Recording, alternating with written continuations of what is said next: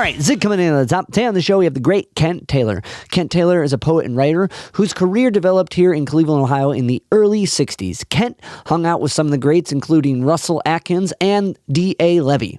If you're unfamiliar with D.A. Levy is a legendary Cleveland counterculture figure and mimeograph pioneer who heavily championed concrete poetry, collages, and avant-garde communication. At least according to the Cleveland Memory Project. I agree with that statement, but also D.A. Levy was a poet and publisher, friend, and family member to Kent Taylor. So buckle up your Cleveland history belts, friends, because we're going to dive in deep. Now, this conversation has some prerequisite reading that will be needed. Anything by D.A. Levy, of course. But Kent has a new compilation of his poetry out on Between the Shadows Press. It's called The Night Always Keeps Something. It's a collection of basically all of his work. Compiled by Tom Bachellis, this is definitely a passion project because Kent's work was published through a lot of small presses with a lot of works very difficult to find. But Tom does an incredible job of compiling Kent's work, and it's a beautiful book, and it's a definitely must-read. So that is The Night Always Keeps Something. It's Kent Taylor, Between the Shadows Press. You can find it on the website, betweentheshadowspress.com. On Facebook, they have a Facebook page where you can also get linked to their site. This was an incredibly deep and thoughtful conversation. It started a new friendship between me and Kent, and it's led to a project Kent and I are working on, putting some of his poetry to music. But in this conversation, we get really deep into it, and I'm very grateful to be able to share and to have had this conversation. Kent is a very thoughtful and creative individual, and you're going to pick up on that very quickly when listening to the conversation. Now, this conversation only happened because of my friend Alex Benedict. Alex is an author and publisher. He runs Between the Highways Press and is writing a biography on the Cleveland poet D.A. Levy. He is also helping me with my Zig at the Zine, Bert Suzanka interview graphic novel project, and he's just an incredibly thoughtful and talented individual. Anywho, he's been talking to Kent for his book, and I mentioned wanting to talk to Kent on the podcast. He linked us up, and here we are. So, shout-outs to Alex, and you can check out Alex's work at betweenthehighwayspress.com, also on all the social medias. He has been repressing D.A. Levy poetry onto receipts. It's very, very cool, and you can order some off his site. Okay, before we get to this, if you hear anything you like, if you can like, rate, review, subscribe to the podcast on any of the podcast platforms, it helps me keep talking to cool guests like Kent Taylor and sharing their insight with you. And now, without further ado, we're going to dive in. Here is my conversation with Kent Taylor. And to get into it, I kind of wanted to just kind of start off with when poetry became your mode of expression. That I can definitely tell you. All right. I grew up in Lakewood, and believe me, we weren't getting any contemporary poetry taught in the Lakewood schools. I mean, I pretty much hated poetry, liked a little Shakespeare, but poetry was the furthest thing from my mind as I entered Ohio Wesleyan my freshman year. And I was living in where the poor kids were. I was on scholarship, and we were living in dorms that were made out under the football stadium. And so all of us in that area we were poor kids as opposed to the kids from Shaker Heights that were mostly at Ohio Wesleyan. So anyway, this kid from Brooklyn came up to me, I remember, and I don't know his name to this day, and he totally changed my life. He said, "You've got to read On the Road and Howl." And Howl was Ginsberg, and On the Road was Kerouac. And I didn't know who either one was, and I got both books, and it completely changed my life. So I started writing immediately after that, but it was that random guy. I don't think he got through the freshman year. I think he dropped out of school, and I still don't know his name, but he totally changed my life by that recommendation. So it was just freak. That's amazing. But it's like when you're ready to hear that song or read that poem or hear those voices, you know what I mean, at the right time, it can resonate so immensely and totally alter your path. Yeah, and I have no idea to this day why I can't believe he told everybody that line. He must have seen something, he wasn't a close friend. I don't remember his name. Like I say, I've actually seen him once since then, which is another completely crazy story. But yeah, just that random thing. And, I don't even know if those books were available in Cleveland. I'd never seen them, but even if they were, I wouldn't have picked them up. But he just said, read these, and I was 17 years old, so I thought, well, I'll read them. And like he gave you the physical copies, yeah? No, he just told me to read those two people, and I dug up. I think I hitchhiked down to Columbus where I could get them. There wasn't much difficult books to find in Delaware, but yeah, I probably picked them up in Columbus is the best I can remember. But I certainly hadn't seen them in Cleveland. Didn't know anybody that was a writer. Furthest thing from my mind. Wow. And so you met him years later. Did you get to tell him that? No, it's. Sometimes when I relate this story, I think people are going to say this is total bullshit. Anyway, here I am in San Francisco. I don't know how many years later, 20 years later, whatever. And I'm downtown. I don't know if you know San Francisco. Market Street is the Euclid Avenue of San Francisco. I'm walking on Euclid Avenue, looking at a bookstore window. So I had my back to the sidewalk. I hear somebody say, "Hey, Kent." I turn around. It's this guy. And we just traded pleasantries. I didn't tell him, "No, you've changed my life." And that was it. I have no idea how he could recognize me from behind 10, 20 years after Ohio Wesleyan in 2,000 miles away from Ohio. Had no clue. The world's a crazy place. And it's like, it's wild. Even like, because did you recognize it was him from that moment? Yeah, Okay. I guess we said, "Oh, Ohio Wesleyan, whatever," but like I say, I don't know his name. I've tried to look him up in the yearbooks, but I don't have my freshman year yearbook, and I haven't looked at. I'm sure he dropped out of school because I never saw him again, except that freak thing, 10 or 20. And how could he have known? Here I was, thousands of miles, decades later, and he said, "Hi, Kent," from behind. So I don't know what the hell. It was cosmic, I got to tell you. That's beautiful. That's cool. That's so cool. So when you started writing and like when poetry kind of flipped on, did I guess from Ginsberg and Kerouac, did you immediately jump into starting to try to write yourself? Yeah, I wrote immediately, Okay. and it was the further I never heard written. I know prodigies that were. Levy was writing when he was in high school. No, I never did. It never entered my head to. Never. I think what happened is On the Road and How opened up new areas that could be written about. I don't think those areas even entered my head as areas that could be written about. I came out of the 40s and the conservative 50s. Just life was boxed in. And they just opened up new worlds. It'd be like if you live on Earth and someone said, "Hey, you can write about Jupiter." So, yeah, I started writing immediately, and my fraternity for Hell Week made everybody write poetry. So I'd been writing. I gave them 2 poems. They published in the fraternity newsletter, so that was my first publication. That's incredible. When it was published, did you see any reaction or any encouragement to keep going? No, because again, they were having us do it. They thought that was punishment. Right. It was like doing push-ups. We'll make these freshmen write poetry. And I've been writing. I think that was February. This was 1962 when I entered my freshman year. So this was February of, I'm sorry, 50, 58, 59. This was February 59 when it was published. So at this point, I turned 18. And then I got published in Ohio Wesleyan's literary magazine as a junior or senior. But that was literally it until I came to Cleveland. I literally didn't know another poet. So like because I guess that in a way that had to be like a really good kind of like ground to kind of like start working out and writing all the ones you don't like and learning like how to express yourself, because it's kind of there's not like a fierce type of competitive aspect to it. If it was in like a more area with like more people going at it.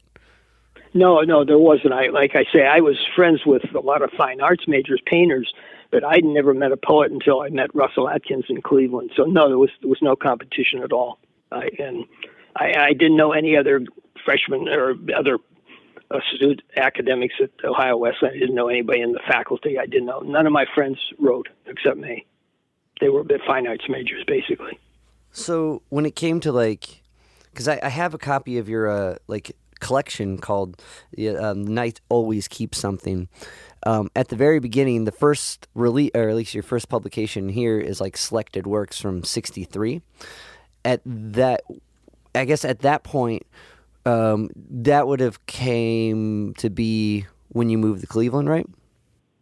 Yeah, what happened, in fact, some of the poems in that book were written in college because I graduated from college in 62. What happened is I entered medical school at Ohio State. I was going to become a psychiatrist, but by this point I knew, I just went through it. I didn't want to be my age. I'm 85 now. I didn't want to be 85 thinking, what if? So I spent about a month and a half in med school, came back to Cleveland, worked as a longshoreman for a while. But again, I didn't know a soul, knew nobody in the poetry scene.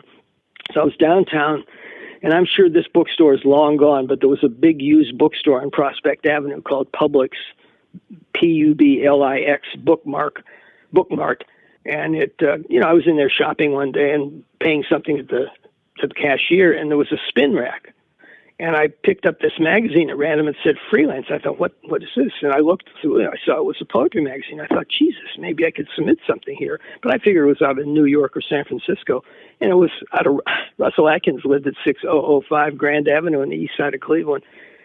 So I made my way over there. I was brash. I was 22 and called him up, and he treated me like a long-lost brother and showed me around the house and said, you got to come to the freelance workshop. I didn't know what that was. He said, there's another young poet that you're going to really hit it off with. So I go whenever the next meeting was, 2 weeks, a month later, and there was Levy. That's how we met. That's another cosmic, connection there. Like, with Russell, how old was Russell compared to you guys at that time? Like, he was considerably older because, Let's see, at this point I was 22. Yeah, 22. Russell was about 38, and that seemed pretty old to me. He was in his late 30s because I'm trying to remember what year he was born, but I'd say he was about 38. Okay, and because DA was trying to get the scene going, but was Russell at the same time as kind of cultivating the poetry scene in Cleveland as well? Or? Oh, I think Russell totally was the center of what scene there was that was outside the academy. This freelance workshop was a literary salon, and Levy was already involved in that. That's how I met him. The first meeting, it was held upstairs. It was in the Ludlow area, Shaker Heights, pretty fashionable area, and I remember walking upstairs, and there's this little guy hunched in the corner staring at me, and that was Levy, and we just hit it off immediately. He was living at his aunt and uncle's house because he was semi-estranged from his parents, so he had his printing press at his aunt and uncle's house. In fact, that's how I met his two cousins, and then I eventually married. My first wife was his cousin Joan, so I married into the family, basically. Yeah. Well, it's incredible, because here in Cleveland, I run a bunch of open mics and a bunch of for music, and there's something about opening a space for someone to be able to express themselves and grow in the outlet of their choice, right? In poetry or music or whatever. And there's something I think so important about supplying that opportunity and also knowing that there is this opportunity. So when you started going to this workshop, it sounds like it was that same type of everyone had that, this is a moment we can all grow from, and it felt that magic. Absolutely. And virtually every other poet, at least in the early days that I met, was associated through the freelance workshop. I could name them off. They were all there. There was no other scene outside the academies. Western Reserve, I'm sure, had their academic poets. We were definitely not academic poets. And Russell and Adelaide Simon, in whose house we had the freelance workshop, they'd been running. Russell had been editing freelance. I think it was founded in the 50s. I don't remember exact date. It might have been 53. So this is 10 years later. So that they were well established. The workshop was, but Levy had just become part of it a few months before I did. And seemed like there was an influx. A whole bunch of us just were there within the next year. So yeah, something was going on. But it was the vehicle and then Jim Lowell opened his bookstore later that same year. So everything coalesced, but it was through the freelance workshop initially, and then Jim opened his bookstore. The Cleveland scene wouldn't have been the same as it was had Jim Lowell not had the bookstore. He was a key ingredient. He was kind of the catalyst that made it happen. Well, it's you can have bands, but if there's no venue for you guys to play, so of course. So Jim was going to the workshops as well, right? No, he didn't. He just he never really had any connection with it. what happened is he had opened the bookstore in April, but none of us remember. This is pre-internet, pre-social media. No one knew because he was up on the fourth floor of the big arcade downtown Cleveland. The famous one. He was on the fourth floor of that, so there's no walk-through traffic, and you could walk back and forth in the ground floor of the arcade forever, and you'd never seen him. So what happened is Levy and I went West Coast with an old high school friend of mine, and Levy rode with us. We went to the West Coast. I spent the summer there, but Levy came back to Cleveland. I came back to Cleveland around September 1st, and so Lowell had been open these months since April. Nobody knew about it. Then Jim ran a little small business card-sized ad in a plain dealer one Sunday. And it was like catnip. It said modern first editions, poetry, literature, whatever. I thought, fuck, I'm going down there. So I was down there Monday, and of course, it was just blew my mind, and I immediately told Levy and everybody else. So I guess my point is 4 or 5 months went by, no one knew he was there, which couldn't happen today. It was a different time. And then all of us, Levy sold his books through Jim, and so that allowed us to see similar poets in other parts of the world because Jim had their publications, and it allowed other people to get universities to buy our work. So those early books were all in half a dozen universities because Jim had those on their buyers list, and they were buying up. They wouldn't have known who we were had Jim not existed. There's no way they would have. That's it's incredible because that it's so important for someone to be supporting, someone else's vision and thought and words, and being able to be here's someone you should read, and, to be the guy to be telling everyone else to read Howell and and Kerouac. It's but that's it's because I've tried to my fiance works at the library, so I go in the arcade a lot when I'm waiting to pick her up, and you can't get up to that fourth floor, and I've always wanted to just even see what it looks like. You can, I think, if you rent a hotel room or something, but I haven't been in the arcade since Jim left it, I don't think, and I mean that would have been he moved around and he ended up out in Geauga County at the end of his life, but this is just parenthetical, but Jim got evicted from the arcade because of, quote, undesirable customers. That's what poets were in Cleveland. Huh. Man, so from that first selection of works, I've noticed, because I just finished reading The Night Always Keeps Something, and it's really interesting to see your work change during these different periods. But one really dramatic change I noticed in your work was from the first group of selected poems to your second publication here. I'm going to make sure I don't get the title wrong. Probably Late Stations, I imagine. I'm not sure. Late Stations. And there's a very distinct style approach that is completely different from the first selection, and I gotta imagine it's from the influence of the freelance workshop and being around other poets. But did you I guess my question is, how did this kind of being around other poets and being around other work change your work? Or at least your approach. Well, you're right. And again, that first book, I didn't have a voice at all. A lot of that was written in college, as I recall. I can't remember how many, but I know a lot of them were. So if I'd had my choice, I probably would have told Tom McKellis, who published the book, hey, that's juvenile, you leave that out. But I'm happy you put it in there so you can see the change.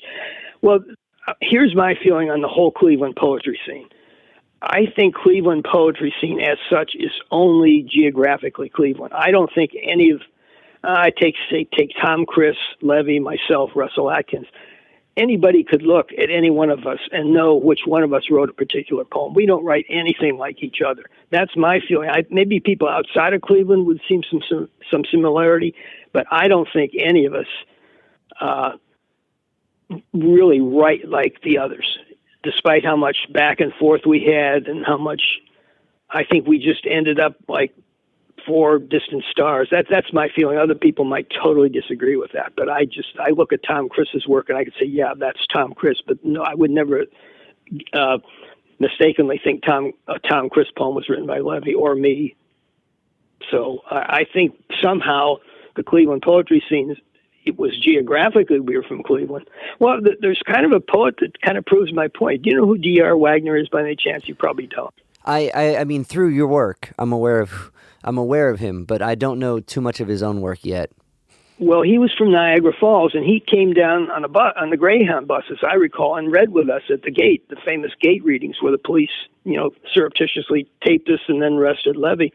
And he died just a couple of years ago. He lived in Sacramento. He moved west before I did. So he'd been in California for 50 years or so. And he's still often referred to as a Cleveland poet, even though he never lived in Cleveland. So that kind of almost proves my point, that he was part of us geographically, but he lived in Niagara Falls. But he's often called a Cleveland poet, even though he spent most of his life in California. I mean, Levy and he were very close also. Yeah. Did he come down, or did he meet Levy once coming down from Niagara Falls and being... I'm not sure how they met. That's a really good question. All I remember is I don't know if I even met him before he appeared at the gate. He came down with a fellow friend from Niagara Falls who also just died a couple of years ago, E.R. Baxter, and they were best friends from boyhood, and I think they came up on a Greyhound. I'm not sure either one drove. I can't remember. But they came down, I think, for 2 of our readings, and there's a photograph of, I think, 5 or 6 of us, and Wagner's in the photograph. So if you ever see that kind of a classic, Levy's wearing packing material on his head. Sometimes people think he's wearing a wig. I don't know if you've ever seen that photo. It was published in the Plain Dealer. Anyway, Wagner's in that photo. Again, Cleveland poet, even though he was never, I don't think he ever spent a night in Cleveland. Well, I think there's it's like, when you're around people who are incredible in their own way, maybe the word I'm looking for is tenaciously themselves. You can't help but tenaciously be your own self. And yeah, that's good. When I read your work and I read Levy's work, and it definitely I don't really see. I mean, I see similar characters when you talk about each other, but it's very its own voice, and I think that's incredible, and I think that relates in some of the music scene that came from Cleveland as well.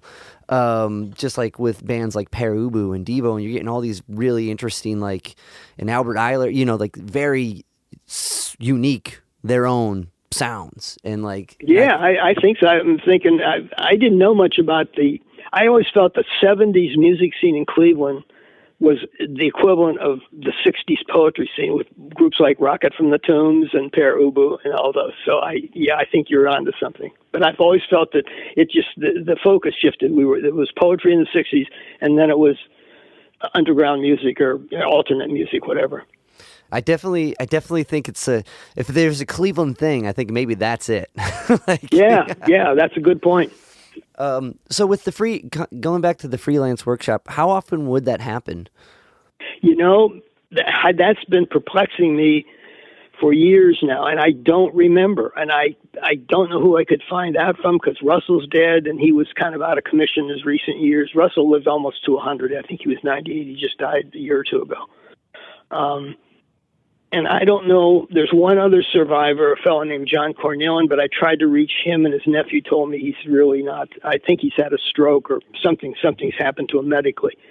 So, because he would, I think, remember. And Adelaide, who co-ran whose house we were in, she's long dead. She actually died in the 60s.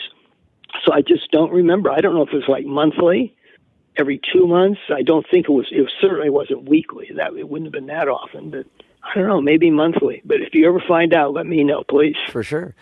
Did I guess with that particular, because there seems like there's a lot that has come out of that, but I guess for your own writing and your own approach to just creativity, what were some kind of lessons you gleaned specifically from the freelance writers workshop that you maybe find yourself still using or reflecting upon?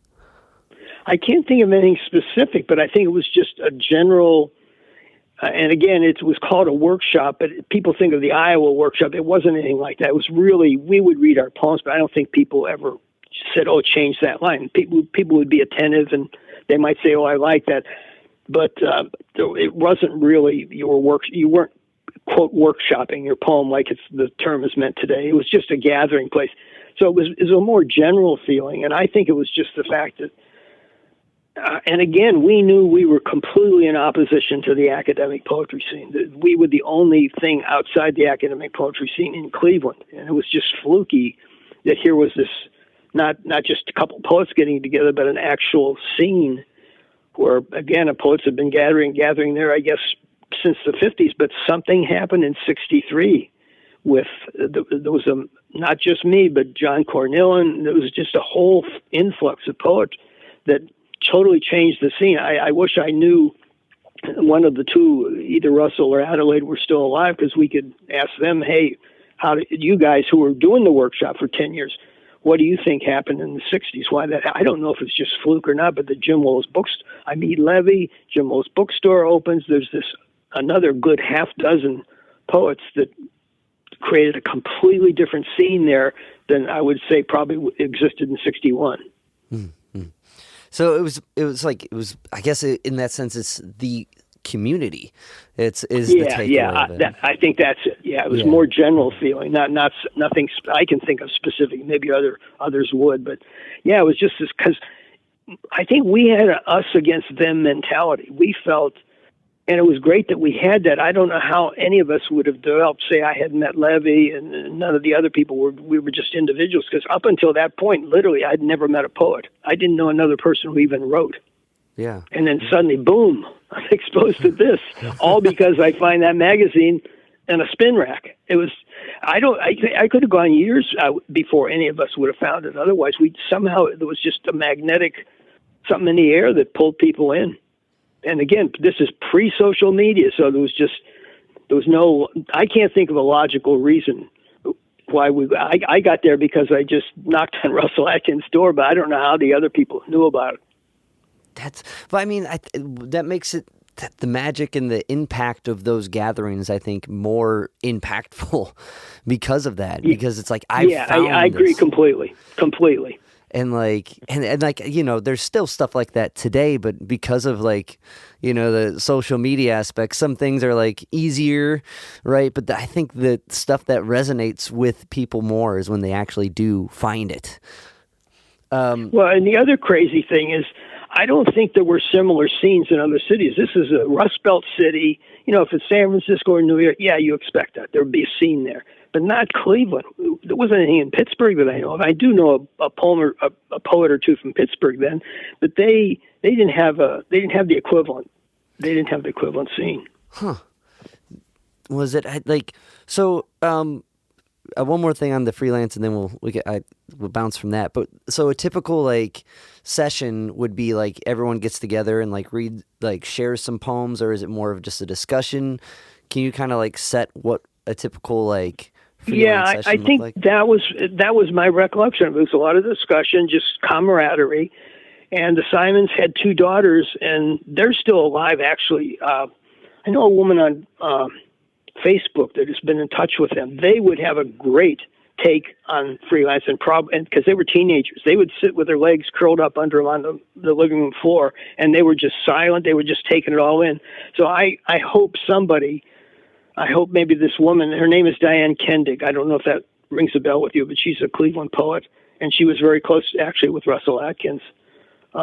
She's gotten in touch with both their daughters, Celeste and Cecily Simon, and they are actually a window into the specifics. They would know exactly how often it met. So I'd forgotten that they're a resource that could be used. Maybe if I contact Diane sometime, I'll ask her if they've ever mentioned how often the work, because I've thought of that in the last 5-10 years, and I thought, how often did we go over there?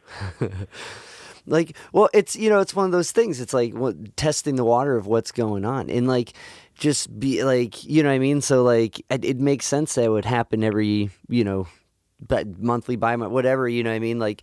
But so when Jim starts the bookstore and you find it, I totally understand that excitement, when you find the thing, the bookstore, the record store that has the thing you're looking for.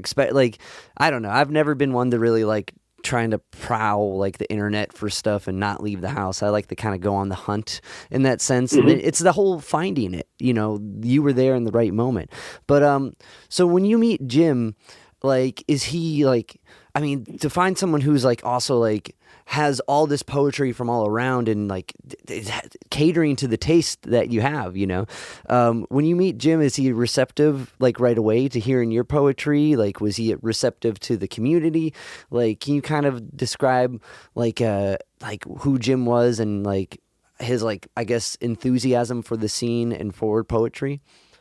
Sure. And Jim and I actually ended up best friends. When he died, his wife told me a couple of times, she said, Jim considered you his best friend. And I thought, whoa, he was mine, but I didn't know I was his. Anyway, Jim was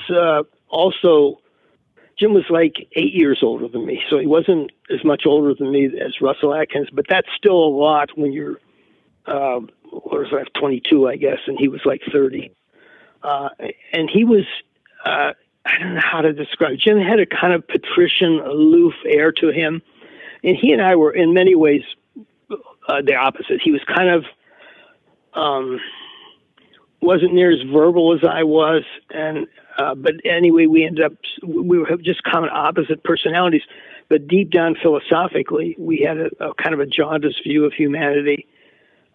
He signed one of his poems was published in the Broadside. I think he assigned it to me, fellow existentialist or something like that. So philosophically, deep down, we were a lot alike, but we were superficially anything but alike. I'm kind of in your face. I'm very verbal, and Jim was very reticent and was known to throw people out of the shop. There was a poet named Russell Solomon. I don't know if that name has come across your. Oh, okay. Jim threw him out of the shop one time because Russell was asking for books that Jim would never have carried, and I guess he 86'd him, and that was the end of Russell Solomon and Jim's shop. So he was very opinionated, but I learned so much from Jim. It was like being in postgraduate courses. He was not didactic, but it just oozed through him. I learned I'd never heard of Malcolm Lowry and Under the Volcano before, and Jim said, you got to read this book. He would just say, read this person. And I remember picking up a paperback, and I read about 60 pages at the time, and I thought, I can't get through it. It just wasn't working. But I knew enough to keep the book, and I tried it a year or two later, and I thought it was the best novel I'd ever written. So it was stuff like that. I just learned so much through him. Again, he was 8 years older, and he had no kids of his own, so he probably looked at all of us in a way as substitute children. So just a super guy, and I think that he's wildly underestimated his force in forming the Cleveland scene. I've done my best to always say this guy was key to it, because otherwise we would have been working in isolation if we hadn't seen other work from other people. I mean, all you had was the mail in those days. You couldn't get an image to a screen. It was just a different world. And he had work from poets all around the world, from Canada, West Coast, all over. So we could see that. There's no other way to see it, because what the work he carried was nobody else between New York and at least Chicago had the stuff Jim had. Maybe between City Lights and New York. He was the City Lights of Cleveland for sure. Did he, like, I guess as far as like kind of setting the scene for his store, like, was it a big shop? Was it a small shop? Was it No, yeah? It's very small, okay. Very small. And like an organized here's the background as I can tell you. Okay. For how he got at the collection. He'd been married, and there's some discrepancy in this story, but he'd been married, and they'd been married about a year, and his wife was, they were having a boy. The wife and his son both died in childbirth. And I think he'd been working for TAG Airline, one of those small commuter airlines that used to be out of Berkeley for an airport. Now, again, that may have name changed. I believe that's where he was working. And I think he just said, he threw caution to the wind and said, because he'd been a literary guy since he served in Korea. And I think he'd been, I don't know when he started, if he started in high school or college, but he liked William Carlos Williams a lot. And so he opened the bookstore with his own material. So, I mean, he started totally from scratch. How he got his list of potential buyers, I'll never know, but he had all these universities.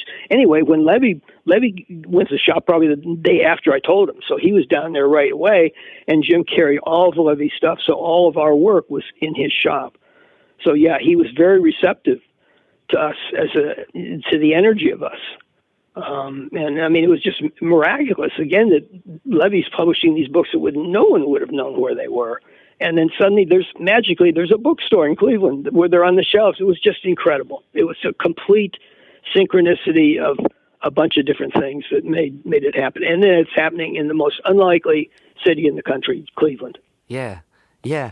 And like, oh my goodness, like that like the whole alignment of all that is like, so like, it's so magic. And like, I it's like, it's really interesting. 'Cause like, reading the stories of everyone and like kind of living in the music, at least to my perspective, moment of this where things just kind of line up and this place opens and you find these people and like riding that wave of being in these opportunities that just happen to present themselves because you're ready for it.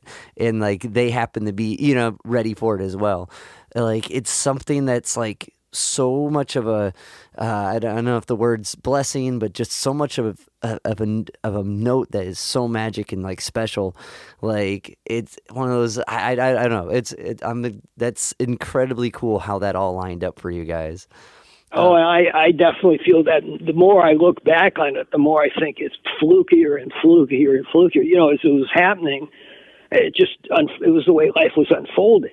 And I mean, but I kind of knew. I thought, wow, Jim Lowell's bookstore just appears a few months after I meet Levy. Come on, you can't. If you made it up as a script, no one would buy it. Right. That's the thing. It seems like that's. And that's amazing that he started it with his own collection too. Yeah, absolutely. He'd been collecting, I guess, when he was stationed in Korea. I don't know too much about his past. I didn't know the story of his first wife. He always had in the catalog, they were all dedicated. It was 3 letters, Dad. Like, I think it was Doris was her first name. I can't remember her middle initial or last name. I really didn't know who that was. And I was over at his apartment one day. Jim was a heavy drinker. And I think he'd had his morning gin, and he just started telling me this incredible story of his wife and child both dying in childbirth, and they were only married about a year. So the whole thing, I thought, holy shit, this guy's gone through some stuff. And that's how I heard about the first wife. And I've since talked to a fellow Clevelander whose name was Jake Marks. Alex, I know, has interviewed his widow. Jake died about 3 years ago, I guess it is. And I know Alex has been on and interviewed his wife, Cindy Marks. But Jake tells me that he heard the same story from Jim about opening the store after her death. So, yeah, I mean, so my feeling is, had she and the son survived, who knows if Jim would ever have opened a bookstore. Right. Because, that's right. It could have changed everything. That horrible tragedy that hit him, what seemingly was responsible for him opening the bookstore. But, you certainly could make that argument. Yeah. It's interesting too with like a lot of the, just the pressure that makes the diamond, you know what I mean? And like, I'm sure, Jim maybe didn't see it as that until post doing it, you know what I mean? Like, cause when you're in it, you can't see it. You just get this bite and you do this thing. But like, when he would share his work, being someone who is like a connoisseur of like all this literature and all this poetry and serving the local scene, did he like, because I just know some people who take in a lot of stuff like that can be overcritical and not share as much of their own work. Was he someone that was like very inspired and would craft his own stuff and share it? Or was Jim wrote almost nothing. I didn't even know he wrote at all until trying to think when this was. I think it was this one poem that was published as a broadside by Cosmary Press from a guy named Dean Keller, who used to be a librarian at Kent State, I think. And so Jim wrote a little, and then I found out much later, I think there was a tribute book published about him. I can't remember if this came out when Jim was alive. No, I think it was after Jim died. And it contained a play that Jim had written. And I remember, no, this must have been before he died. I think it was for his 70th birthday or something like that. And I remember asking Jim, I said, I didn't know you wrote. I said, was your play ever performed? He said, no, it was never performed. But he wrote a play in college, and I think he did write a little, but he was just like a connoisseur. he was not the only record I have is that play, and then the one poem. Maybe there was a second poem published as a broadside, but I'm only aware of one. There's no book or anything like that from him. I really didn't know he wrote in the early years. He was just a book dealer. Gotcha. Well, I mean, that kind of makes sense when you consume a lot of stuff. The pressure to write something that you're going to see as valid to be put out. You know what I mean? Like, I'd imagine that would weigh on someone. Like, yeah. Oh, I should also mention that Jim published 200 and some catalogs. I don't remember the final number. It was a massive number. He published many of us in the catalog. He would always publish excerpts from maybe a novel or a poem. He published me multiple times and Tom Chris. Oddly enough, he never published anything by Levy. So maybe he liked Levy as a person. I know Tessa was his second wife, was a gourmet cook, and they would talk about Levy while he was waiting to eat, would be crouched down in the corner, and that was typical Levy. He was always either squatting or kind of sitting in a corner. But yeah, anyway, I forgot where I was going with that. It's not important. So that's like when with that aspect of a set, and so I guess like kind of like going back to like when you met Levy, to kind of shift it to talking about Levy for a bit, and like did he like? I mean, it's interesting that he was always kind of crouched in a corner too. Like, did he seem like he was just reading the room? Yeah, a lot of that is. I think that's exactly right. Okay. Although I think he must have been prepped for me because Russell had told me, "Oh, you're going to meet this poet you're really going to like." So I went to the meeting primarily to meet this poet, this random poet. But I remember going up in the room and I just saw this, and he was crouched down again. He was on his haunches, and he was just staring at me, and we just immediately hit it off in a way that I had never hit it off with anybody before then, as I did with him. I've had a couple since then. But he said, he kind of told me the story. He had his press he just acquired the letterpress a few weeks before, maybe 2-3 weeks. And he was at his aunt and uncle's house, and he had me over right away. And it was tremendously exciting. I mean, I helped him a couple of I don't know if you know anything about concrete poetry. Does that ring a bell? Oh, you do. Cool. There's a lot of people, you say concrete poetry, and they don't know. Well, Levy published, I think, 6 books of mine, and I think 4 of them were concrete. And the concrete books had no manuscript. We just did them extemporaneously. I said, I want to do this, this, this. So I was involved in the production of them. And that, I cannot tell you how exciting that was, looking back on it. Just we'd be up all night because one of the books, concrete book of mine that he did, it says concrete typeset realized, and it's like November 21st to 22nd because we started in the evening and we just blew into like 2-3 in the morning. We didn't back up and go home and sleep and come back. And that, again, I have to tell people there was no manuscript for that book. It was done on the fly. Yeah. So it was pretty cool. Well, I mean, there's something to kind of being in the moment and just making a thing, you know what I mean? And just on the edge of that, like, this is going to be what it is. This is that moment to its finest. And like, and also to be in the press of it all and being a part of it and making a thing and putting it out there. There is that part of the creative process I totally relate to that. Like, the energy that comes from that, the sheer excitement of doing a thing.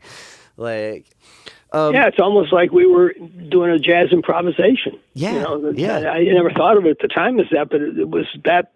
I mean, the traditional books, it was different. You had a manuscript, but for the concrete, no, it was totally just. I had a general idea what I wanted to do, and then Levy and I, excuse me, my throat has been bad, but I'll do my best to be talking. But we did a follow-up book to that.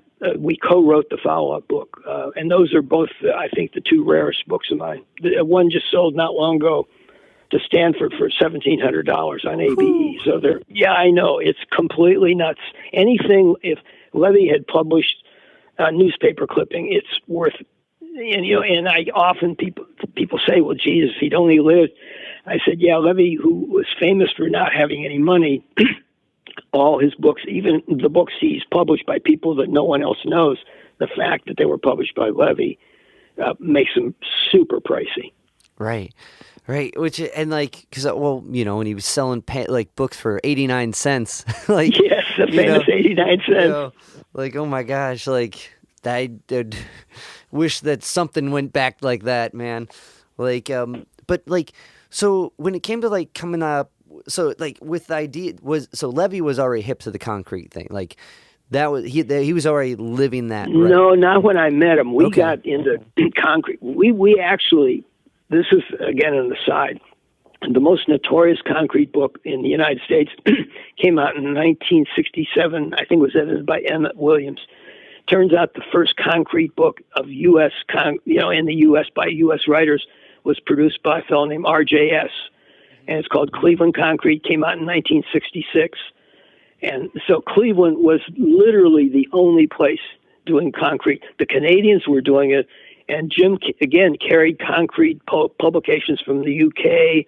There was a big scene in South America.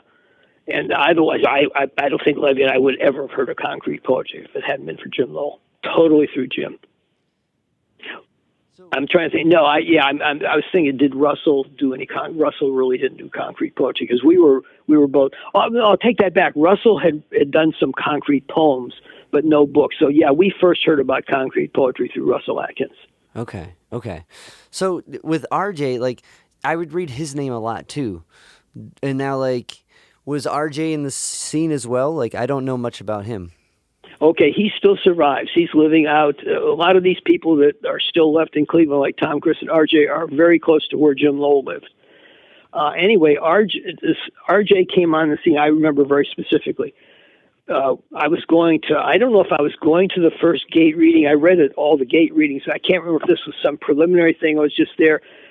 RJ was running the Gate Coffee House at Trinity Cathedral, and he was a teenager then. I think he was like 18 years old, but somehow he's like the manager or something.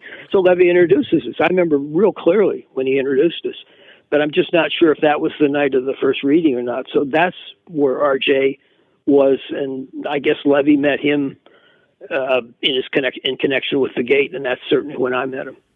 So, but he was very young. Like I'm saying, I think he was 18 years old. Okay.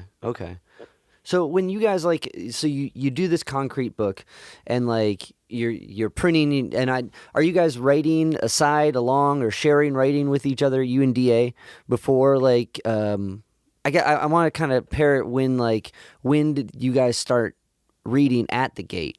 From like kind of like after meeting, developing your the first Gate reading was 66. In fact, they all were. I think, but I think I've read some stuff. I think it's possible that Levy, Adelaide Simon, she was the co-editor of Freelance with Russell Atkins, because I saw this as in one of the little magazines back then. It was I don't want to go off in too many tangents, but that's totally fine. Tangent away. It was mentioned that I think it was this little magazine called 15 Cents, which was edited by John and Susan Cornell, and who also edited the Gooseberry, which was a better known magazine. 15 Cents was like a little just poetry information sheet. And there's something in there that says, Adelaide Simon, Levy, and Kent Taylor are going to be reading at the Gate. And that was not one of the open readings. And, I didn't keep a journal back then. I've never been able to verify that. I still don't know if we actually did that or not. But I think that would still have been 66. So I think all the readings at the Gate took place in 66. Okay. So you guys are like, you're on this, you and Levy are on this, like this buzz of this, like creating your own concrete work. And like, when did, to kind of step back with that, were you guys like also like writing together or sharing writing on your own? Because I know Levy published your work, so I imagine you were. But like, I guess as far as right after kind of meeting and working on some stuff together, how long did it take for you guys to kind of develop that kind of creative relationship? Well, I'm trying to think. I'm trying to go back to my first book. I don't remember like if Levy had asked me for poems, and my first book is not concrete. It's you saw that because it's in The Night Always Keeps Something. It's just straight poetry. I think here's what had happened. That trip that Levy and my high school friend and I took, we went to the West Coast. This is still 63. It was like May or June of 63. And I stayed in the West Coast till about September 1st. And my recollection is Levy may have actually published that book before I got back to Cleveland. I'm not 100% sure of that, but I think he did. I think I came back and he like gave it to me. So those poems I must have given to him. Maybe I don't know if I mailed some of those to him or what. I'm not sure. And any other book, I'm pretty clear on when it was published. But I think I remember that if it wasn't published when I got back, it was published within a day or two. But I almost feel that. And again, my biggest regret is I didn't keep a journal back then. I didn't start keeping a journal until I was 40 years old. But the concrete stuff, I can tell you on the first book, I've been reading these concrete publications that Jim Lowell carried. One was the famous one called Poor Old Tired Horse out of the UK, and there were others. And I had copies of that I bought, and I was strongly influenced by what I saw. I just thought, holy, this is amazing stuff. And the only concept I had for the first concrete book was aleatory letters.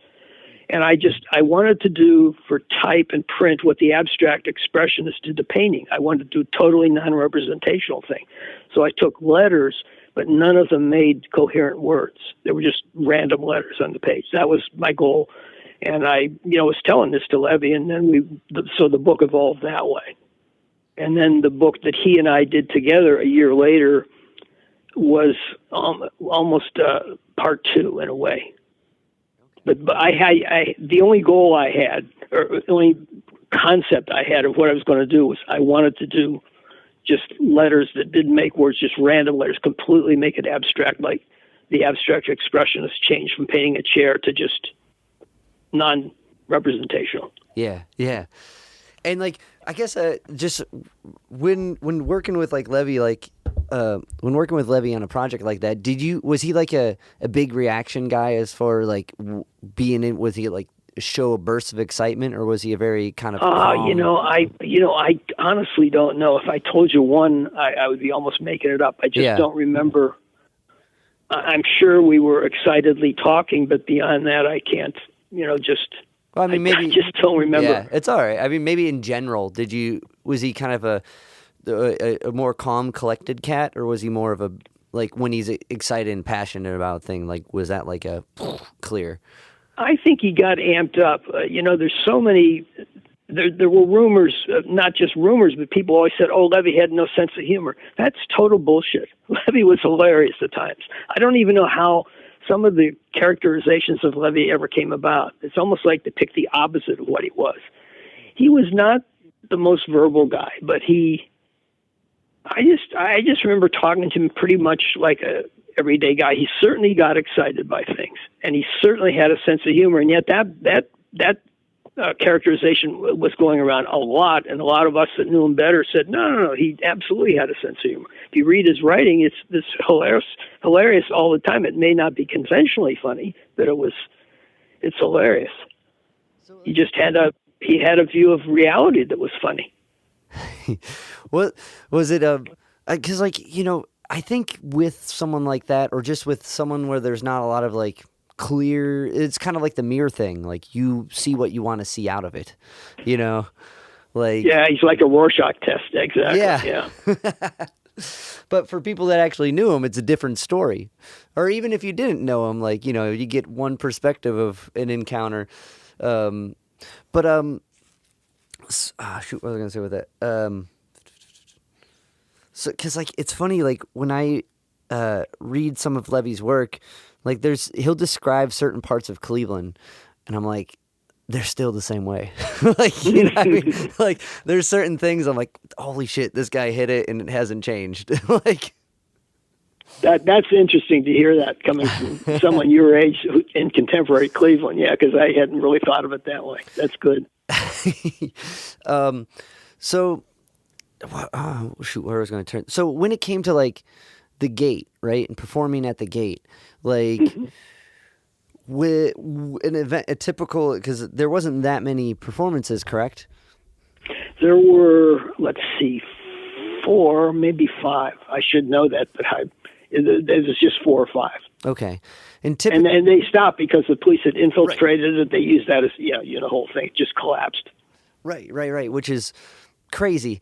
But typically, what was it? Just there was a headliner, and Can you describe? Yeah. Can you There was Levy headlined the first one. I think I headlined the second one. I think Wagner headlined. I think he came down from Buffalo twice. One of the times he came down, he was a headliner. But then there was a pretty good number of people, and I'm trying to think if that was totally open. Now, for as many people as wanted to read. I think he kind of was. Aside from the headliner, I believe, was open. So there were many, many readings. I remember times like people got 3 minutes. It was pretty brief. Wow. And the readings were very well attended too. There were hundreds of people, 150 people. It was crazy. You'd have thought in Cleveland, I'd be lucky to get a dozen. No, maybe it's the proximity to Cleveland State. I'm not sure, which was Fenn College back then. So did you notice, I guess, were there academic poets kind of maybe flooding in to try to figure out what all this I would say no. I think it was mostly students. That's my sense. Now, there could have been young professors there, but I think they were very young. And I think they were scenesters. I hardly know what contemporary word would be right for it. I just think the audience was very young, and I would be surprised if the academics would have probably looked at us askance. I don't think. I mean, maybe there were some adventurous ones there, but I don't know. And a lot of them were fellow poets, I'm sure too, because the numbers of I don't know how many people read at every reading, but I think it was probably in the dozens. It was a lot of people, because I do remember 3 minutes for some reason. That's incredible. I think about a gig like that, like a Mike Night equivalent of cutting it down to 3 minutes. That's wall to wall. You know what I'm saying? That's great crazy. Success. There's actually a surviving poet from Cleveland that survives out here in in the Bay Area. His name is Jeff Cook. I just talked with him. He's in the hard times. He's just gone in a nursing home, but yeah, he read one. So I think that may be where I met him, and I think that was 60. No, I met him before. Sorry about that. I met him in Freelance. I forgot. But they were big. I mean, I guess if you think of the scene, you think it would be pretty hermetic and small, but the readings were very, very well attended. Usually in the Poets at the Gate publication, which there was one took care of each reading, where it documented how many people. Levy would always say, 125 people, 150 people were at this reading, which seems, looking back on it, just seems nuts. That's I mean, I get, that's exciting that it was, aside from what ultimately happened, and I guess my question with it, aside from the police recording, were there any recordings of some of these readings? I don't think so. Okay. I'm trying to. Yeah, that's a good point. Like you sometimes hear jazz, like there was a guy named Dean Benedetti who recorded all Charlie Parker's solos. He'd go to these gigs in New York and places, and he wouldn't record the other co-stars. He would just record Charlie Parker's solos.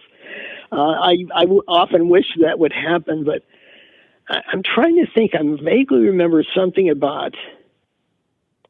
I think this is. Oh no! I know what I'm thinking. I was in Sacramento years ago at a reading, and a fellow named Barry Kennedy, who died just a year or two ago, told me. He says, "Kent," he said, "I got a recording of you and Levy." And the first thing I thought of was exactly what you're saying. I thought, did someone surreptitiously record us at a reading? It turned out, no, it was a reading that Levy and I did. Is actually in the Gate. That there was no one there. It was just in a little small private room. And do you know who Doug Blazak is by any chance? I don't, but I think I've heard his name. Okay. Yeah, he was.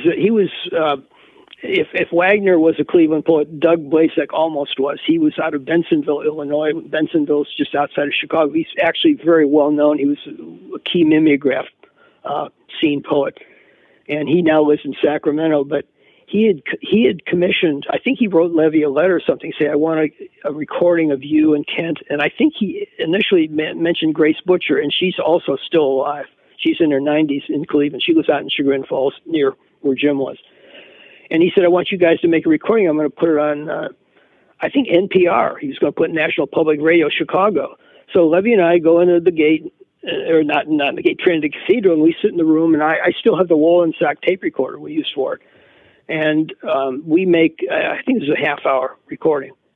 And he sent it off to Blazek, and I never thought of it again. And then Barry Kennedy, at this reading decades later in Sacramento, had gotten this tape from Blazek, who lived in Sacramento. And so at first, though, I thought it was a surreptitious tape of one of the Gate readings, because it wasn't the Gate, but it was a completely separate thing.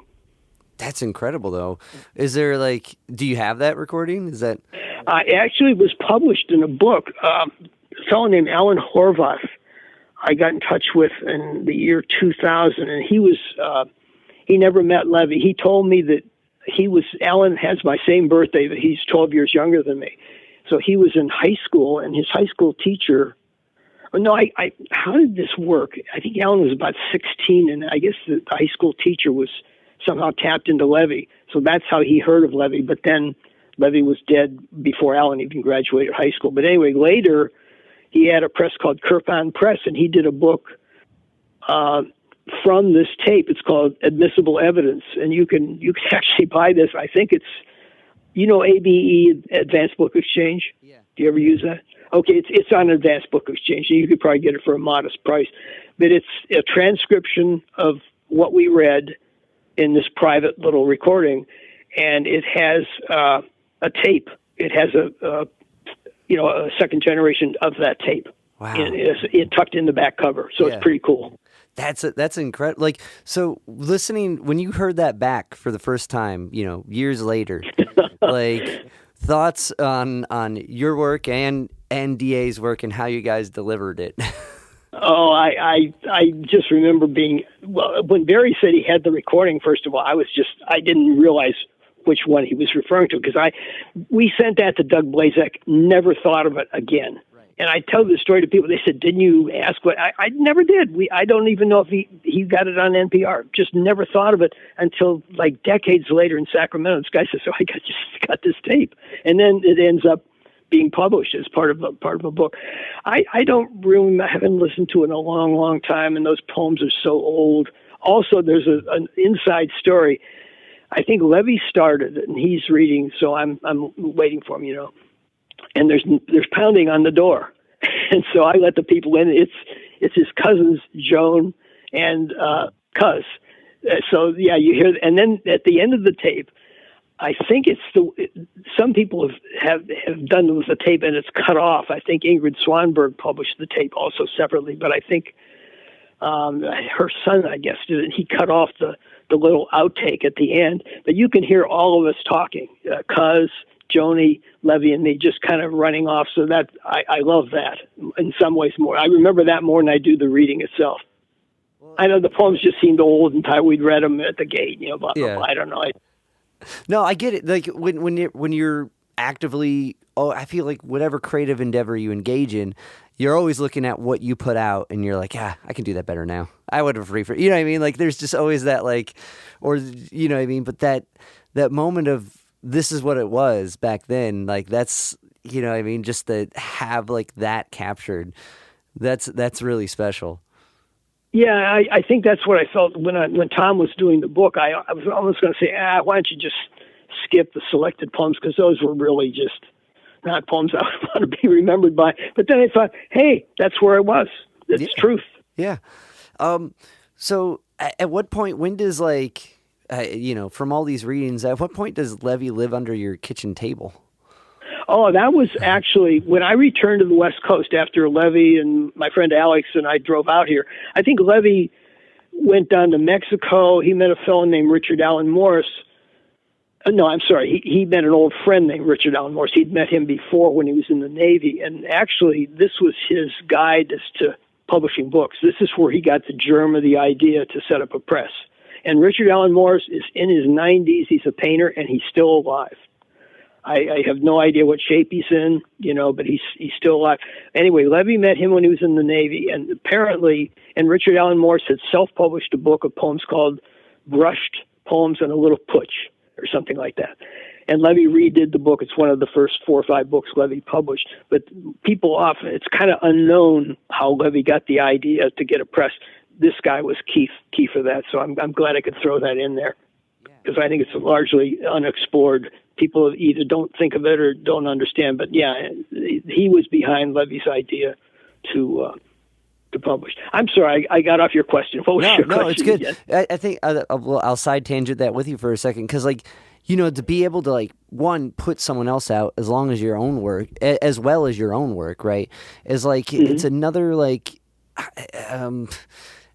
to serve a community and to serve more than yourself is a bigger thing. It's thinking grander than this is me, this is what I have to say, and to get the tools to do that is on another level. To be able to think that far ahead in that sense, or just even to think that selfless, I should say. And when you met Levy, he had the press, but did he ever kind of express the desire of why, that this thing meant that much? You did. I'm phrasing that question weird. Did he ever express how much he wanted to put out others' work and how much that meant to him? I think it just evolved. I do think Levy had a sense that his work was going to. Ingrid Sonnenberg once said that Levy's audience was the future, and I totally agree with that. I think he knew that this work had value and was going to be remembered. So I think he had a bigger sense of it. His first 3 books were his own work, but that's very common for people who self-publish. But right after that, and it was just, I think when I met him, he'd published the first 2. And again, I think he'd only had the press 2-3 weeks when I met him. So it's brand new. And in fact, it's really instructive when you look at his first books. He had no idea how to use a letterpress.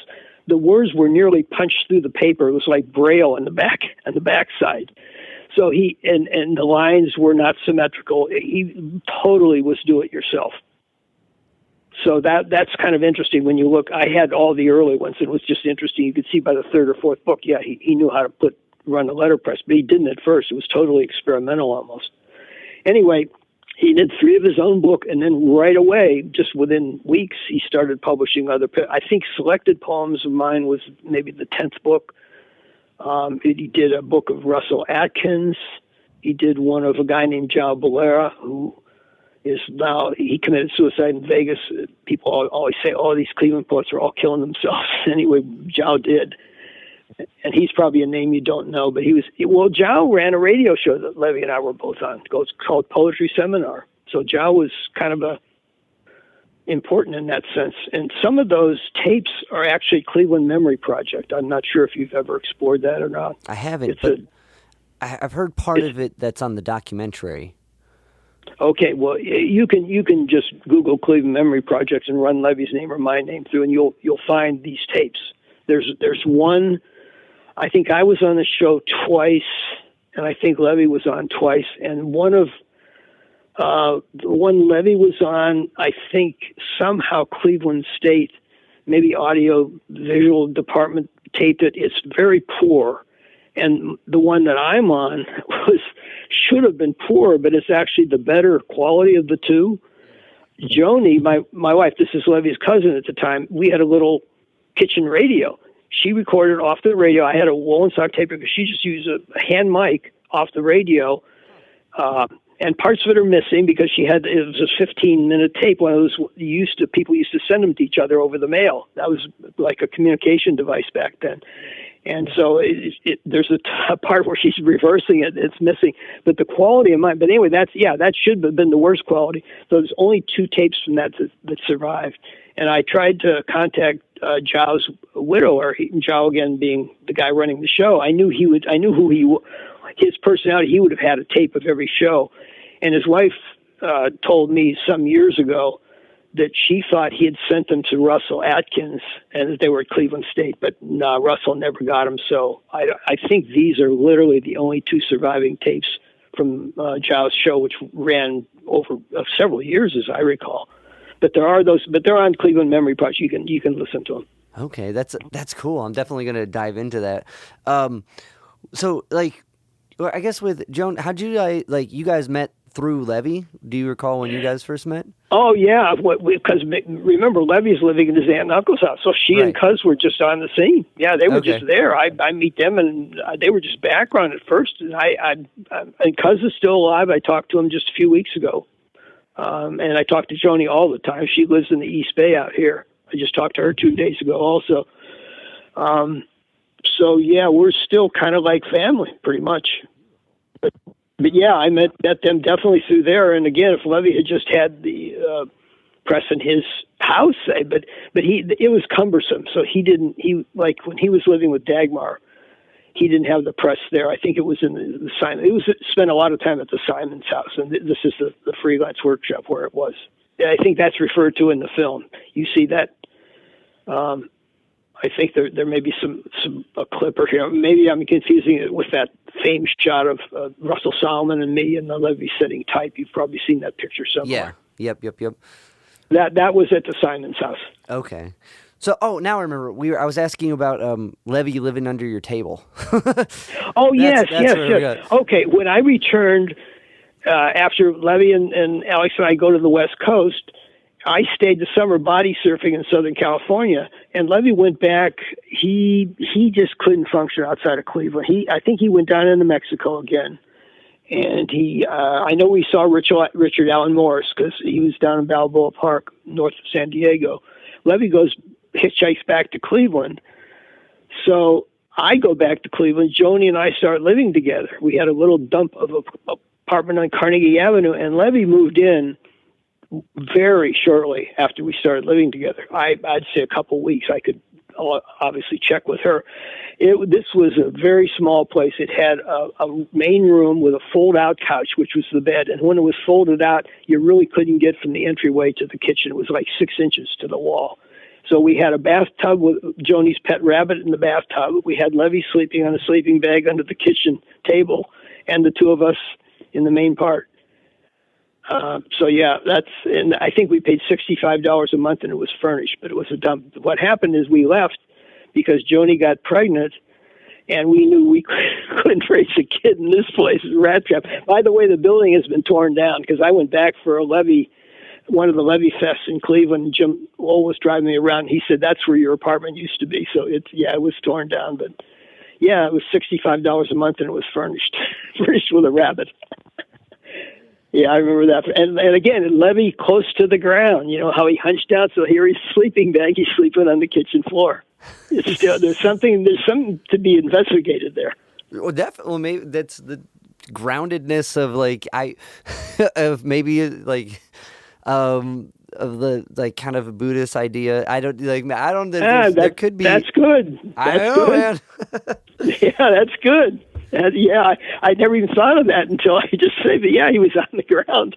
He was more comfortable squatting down than he was sitting in chairs, and everybody kind of that knows Levy remembers him squatting down, not just sitting in a chair.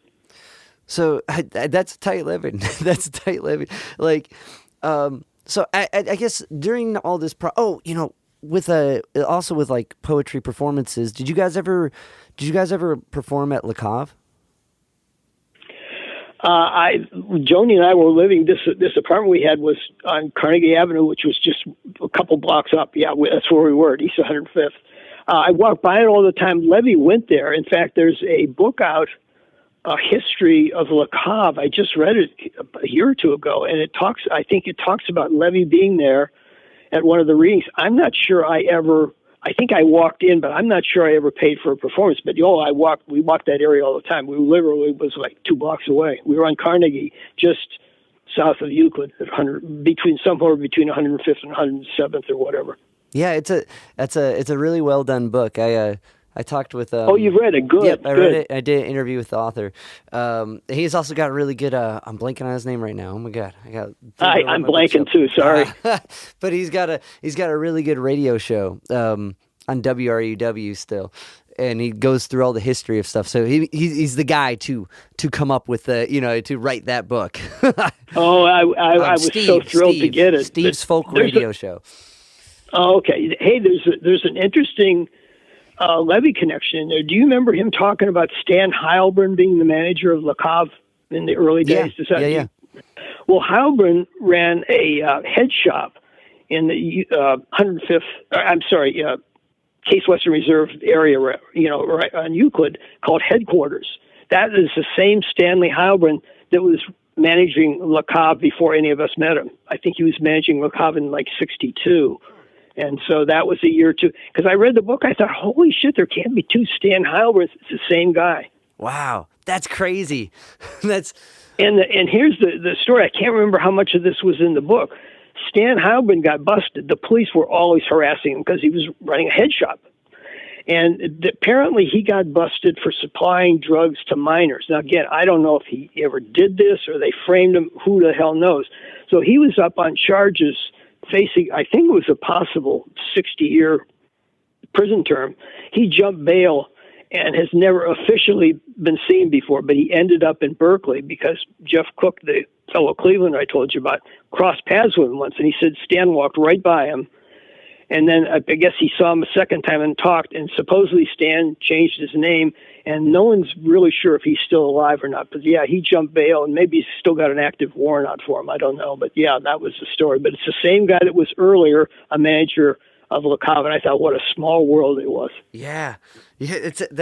Cleveland scene gets small. It gets smaller and smaller. Oh my God, that's crazy. I guess so I guess just being a part, of the poetry scene, like, and kind of, with influence directly from like Kerouac and like the idea of bebop and jazz being like, the kind of like free verse and like the writing in that style. Did you ever notice like a crossover of the poetry scene during your time in Cleveland with the music scene? Well, all I can tell you is I went to live music all the time in Cleveland, and it was all jazz. I went to Leo's Casino in both locations. I think they were on around Central Avenue originally, a very tough neighborhood, and then they ended up on Euclid. I went all the time. I saw Miles. I saw Cannonball Adderley. Wow. Saw John Coltrane at the Jazz way. Temple, which was a club near the...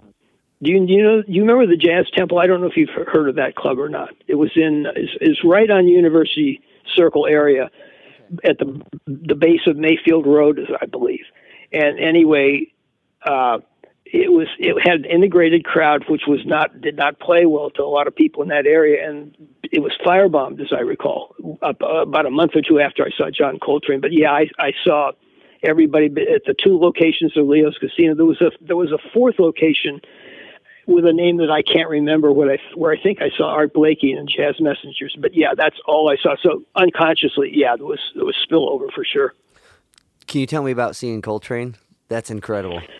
Yeah, I just remember it real well. And the weird story there is there's another Clevelander who's he did write a little, and then he wrote a lot of mainstream jazz books on Coltrane. And I think Charlie Parker's name is Carl Woydek. He actually did the cover for my book, Late Stations.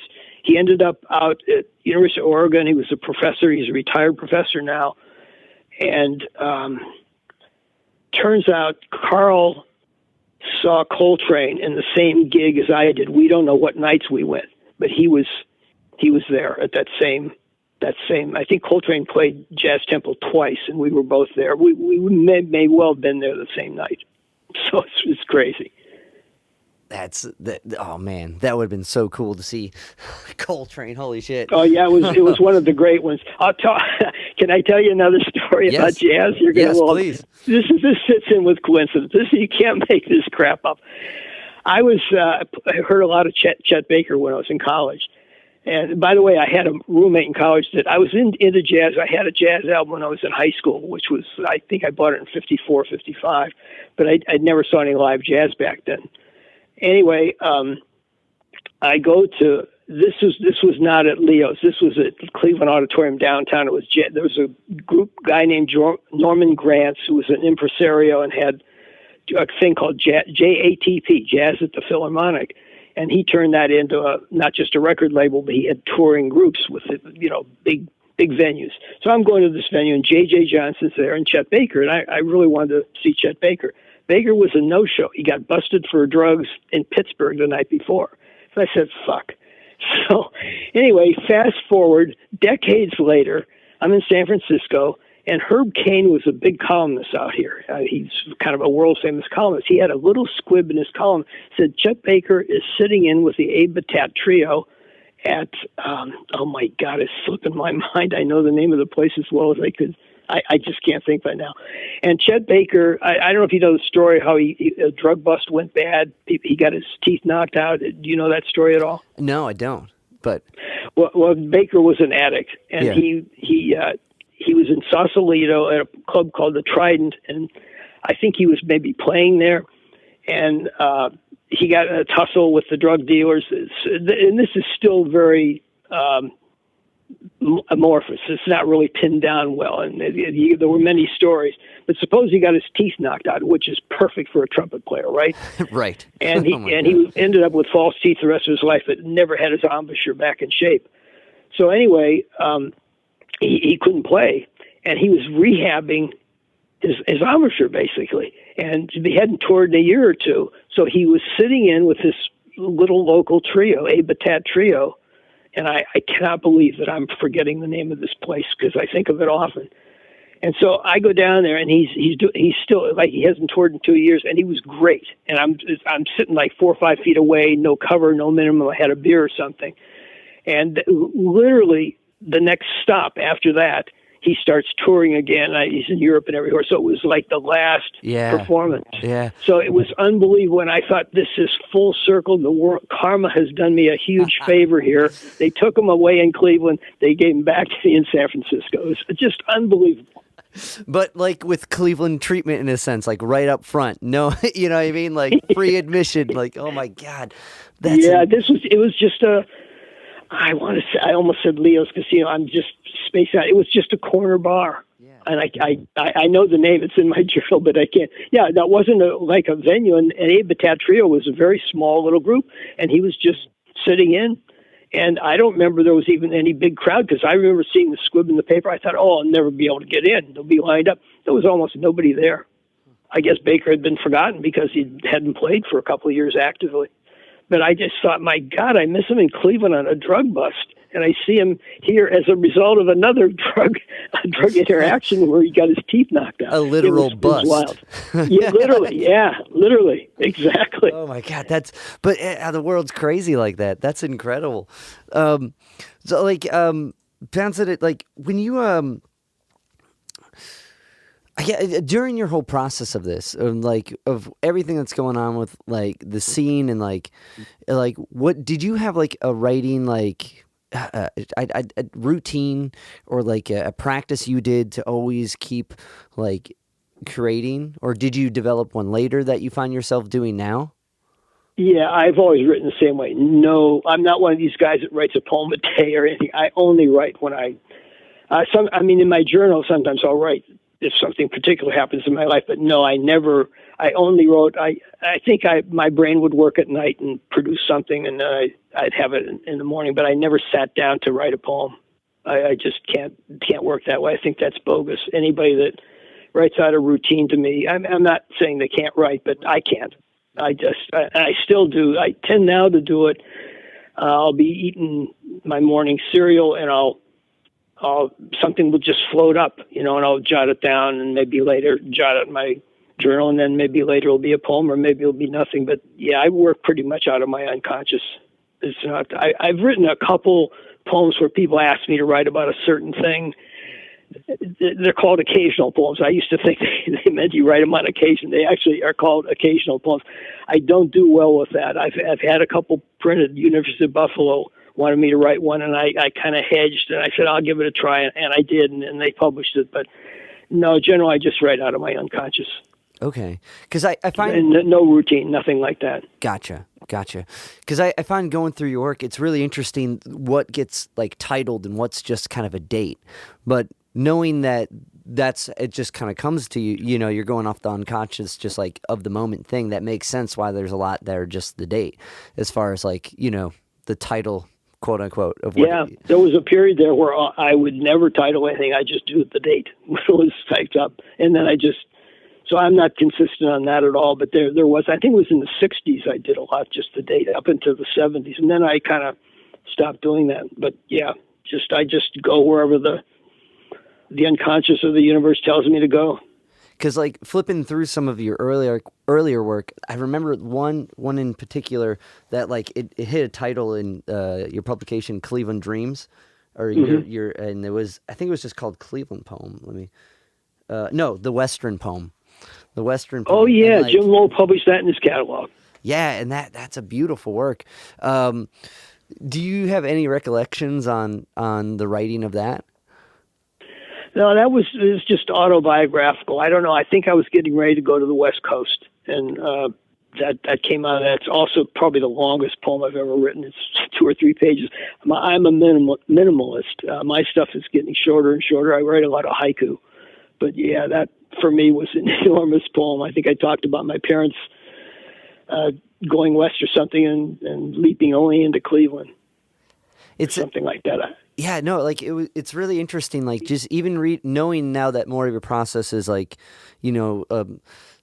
just in the moment. It's really interesting after reading through your work. Like there's moments that like hit, and I think that kind of is an establishing point for a reader going through all your works, or like at least all of them that are in this book, like because then these certain parts make kind of like, oh, there's a little highlight to that story I read a while back, and it's such a reflection on life. It's really interesting. Oh well, I guess that's good to hear. That's interesting. But yeah, I know most writers will give you a long story of how they write or do this or do that. But I always felt I could write anywhere. If I was in Saudi Arabia or on the moon, I would still write, because I think I just would write of whatever's going on, whatever. Yeah. I don't know. No, I definitely don't have routines. And I know writers that write a poem a day, and I think that's just a crock of shit. I think I'm sure they write some good ones and some bad ones, but there's just no telling someone else how to write. All you can do is tell them how you write. Right. No, and I totally agree with that. And like, I mean, it's hard to imagine being inspired every day. You know what I mean? At least to the point of wanting to like move more than a thought. You know what I mean? I don't know.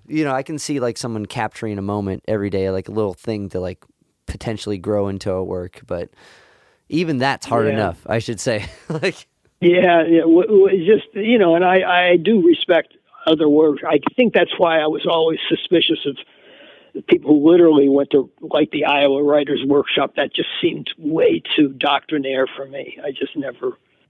I trust the unconscious much more than I do someone who sits down. I'll tell you a story about one of the occasional poems. I was reading at University of Buffalo. This was just a year or two before Jim died. I was in Cleveland for a Levy Fest, and Jim drove me up to Buffalo. And I read a poem, and they took us out to dinner, and the guy said, "We would like you." And Buffalo had published a holiday poem every year. Very prestigious, nicely done in a self-contained envelope, full color, the whole deal. So at dinner, the librarian said, there was a librarian, the assistant, and I knew the assistant very well. He's still alive, a guy named Mike Basinski. He said, "We'd like you to write a poem for the holiday card." And I thought, whoa, and they said, and I said, gee, I just don't know if I can write like that, but, and they said, well, write something about flowers, because in conjunction with the reading, they had a painting of Levy's called Something About Wildflowers. It's currently for sale on APE for $5,000, but it was still the owner. The owner died a few years ago, and this is E.R. Baxter, Wagner's friend, and he owned it. So anyway, I'd seen it, and they used that for the cover, and then my poem inside. So I wrote a poem, has nothing to do with flowers, but I called it Something About Flowers. So that's how I handle occasional poems. They had said, write something about flowers. So I said, well, fuck it, I'll call it Something About Flowers, but it's not about flowers. But like, I mean, it's hard to. That makes sense. I don't know. I feel like to some degree when it's a forced, not that was an opportune moment, but like for someone who's like, when you're writing towards something, you take away some of that journey of where you might go. Yeah. And I guess and I have done it occasionally. There was a woman I knew very well. She's since left San Francisco. She's back in the East Coast, but her dad was very enamored of the fact that I was a writer, and he asked me to write a poem about him and her mother, who they were separate, but he wanted to write about the two of them. And I told him, I said, I can't really do that. Well, amazingly, I did. And when he died, she found the poem tucked in his wallet, which was very, very touching. yeah, that's beautiful. I mean, Yeah, so I thought, geez, if I'd known it was going to have that fate, I would have definitely put my nose to the grindstone. But I initially told him, I said, I really just can't do that. So I have on a couple occasions, but I don't like working under those sorts of conditions, I guess. And some people do. Poet laureates do that all the time. They write poems for occasions. That's the job. yeah, yeah. I mean, it's a whole other form of channeling that thought, and that, I mean, like, I greatly admire, because I think, it's any outlet like that I greatly admire, but like to have a specific drive like that and be able to like pull it off is another set of tools, I guess.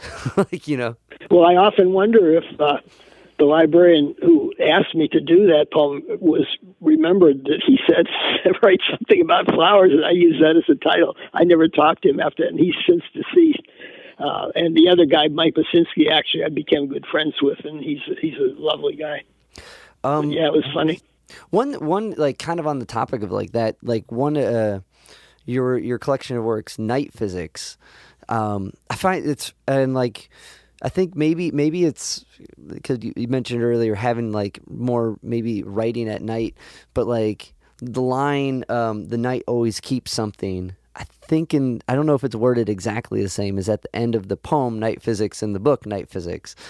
And then again in your like most recent collection, and the idea of the night always keeping something, because there's always like, that like resonated with me very deeply just reading the title of it. For you, I guess the idea of the night keeping something, or the night being this time when you like, maybe the subconscious is like coming up to you and bringing out moments from your day. Can you kind of like, I guess, talk about the night in that sense? I'd forgotten that quote that Tom got was from that poem. I think that's where I said something about throw balled up tissue across the room or something like that. I couldn't remember where he got that quote from, but I think it's from that poem. I don't know. I think also I meant that the night can diminish us too. I think I meant it really literally. You can wake up the next day and not be the same. So, but I don't know. I hadn't really thought. Again, it was more just subconscious. It came up. I don't know if I had any more meaning for it than that. But I think if it's a poem thing, I talk about throwing, like I'm going to sleep, I take a tissue and throw it across the room, and then it being missing the next day. I meant that in a really literal way. Yeah. Nope, that's the right one. Yeah. Well, and just it's funny, until you brought that up, I had no idea where Tom. I knew I had written it, but I had no idea it was from that poem. That's my 85-year-old brain. Anyway. Well, man, this is a big collection of work, and like I read, that's a lot. 10 times.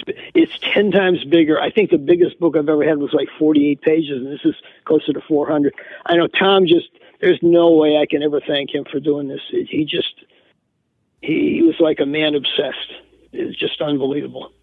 Well, like, how'd you meet Tom? Like, he heard of me. I think he may mention this in the introduction. He heard of me through a woman in England named Lucy Wilkinson. I guess she had written me a letter out of the blue. I get a letter from the UK, and I literally hadn't corresponded with anybody in the UK since Peter Finch back in 1970. And I'm thinking, what's this? And she sends this 3-page letter to me. And, this is just 5, 6 years ago, whatever. And she just says, I like your work. It should be more well-known in the UK, blah, blah, blah. And apparently she contacted Tom and said, you need to find this guy because I see similarities between your work and his. This is how Tom, I think he mentions it in the introduction or something, because I really didn't remember. So he contacts me, and then he came out here Easter during the pandemic. I remember we were still wearing masks, and we spent the day. I think it was Easter Sunday, and we just hit it off. And it was just one of those. Again, if there hadn't been social media, I don't think we've ever known each other. This is where social media can do great things. Right. And then he just started publishing me, and I guess he became obsessed with getting a copy of all my books, and. I remember he couldn't get the first book for a long time, and he finally got a guy, I think, to send him images of it, because he talks about, I think, the $800 price they're charging for it. He couldn't manage that. And I just didn't, I'd long since given away my copies. So I think he found a fellow owner of the book, and the owner sent him a facsimile or something of it. But yeah, it just evolved because apparently Tom had been notified by Lucy that there was this poet out there that had similar themes or something to his. And then he contacted me, and I can't remember now if he did it through email, Facebook, or telephone, but he definitely came out and we spent a day together. And I just figured, I thought, oh, he's in San Francisco doing business. My understanding, he has 2 kids, and he's sole custody of both. The story I've heard subsequently is he left the kids with his ex and came out here just to talk to me. I don't know if that's still right. I just figured, oh, he's in town for a day or two. Yeah. But we just hit it off right away. Well, that's because it's incredible amount of work he put together to put this together. Like you couldn't pay people to do that. You really couldn't. And it's a very well. It's a really. I mean, he even mentions like the handful that aren't in here, like, which is like incredible. Like that's so much work and thought and love on his end put into it. And like I'm glad it's there. Like I came across this looking through Facebook. It's the good part of social media, through Facebook. Like there was like a D.A. Levy fan page. You know what I mean? And like this was it was posted there. You're right. Yeah, I go to that page often. Absolutely. I think Mark Kuhar runs that. Do you know Mark Kuhar? I don't know Mark. He's a writer. I think there used to be 2 or 3 people who were like custodians of it, but I think he's like the main guy. I don't know him real well, but he headed one of the Levy fests, and so I know him through that. I never knew him like at the time. He's much younger than me, but I think he's the guy that runs that page. Well, I'll tell you what isn't in the book. There's no concrete, which he makes clear, and there's also dozens of poems of mine that were published in anthologies or periodicals, but were never included in a chapbook. So all of those are not in the book, but Tom makes that part clear. Yeah. So no concrete, and I don't know, there might be 100 poems or something that were just published in an anthology or some other venue, but not in a book. I've never counted, but there's a lot. But and again, he's very clear on that. Right. Well, I mean, yeah, no, and like, but even what he was able to collect and put in one, is an incredible, I think, look on your work and who you are, but also just feat on his end as far as like being able to craft this much of a historic like outline of your work, like. Yeah, I love that part. The intro and his adventures in getting the copies, because I told him, I said, I just don't have copies of those earlier books anymore. He found them all except selected, and then because I think when he started working on it, I don't think selected was that there was no copy available on ABE, and then this one came available for $800, which is, I knew that was way beyond his price. But that's the thing. All the Levy books are like that. And like I said, the concrete books are in the thousands now. It's just nuts. It's crazy. One day I hope someone puts them all together. You know what I mean? But I don't know publishing wise what that. I don't know that. How that would be tough. Yeah. Also, Cleveland's whole importance as a city that developed concrete poetry has been completely ignored until a fellow named Carl Kempton has written a couple essays on it, and he's given Cleveland its rightful due. They just were online in the last couple of years. I've had dozens of video chats with Carl, and he's just single-handedly put Cleveland on the map concrete because nobody knew except a handful of people. And now he's got it down. He's made it part of the history that Cleveland was hugely important in American concrete poetry. That's incredible. It's a totally untold story until Carl wrote these essays on it. Was it? It's kind of crazy. Like, do you ever find it like at the crazy that like all these years like later people are like now just getting hip to it? Yeah, I did. I think what started it is Jeff Mazur is a book dealer here in the Bay Area. I don't know if his name has come up to you at all. He, by the way, was incidental in getting my archive at Cal Berkeley, so he's just a super, super guy. He had a copy of Cleveland Concrete, the one RJS edited in '66, and he had it for sale, and he made the observation that this is the first concrete poetry anthology out of the U.S., and no one's disputed that but no one put that together again. I certainly never thought of it. It never occurred to me, and no one else did.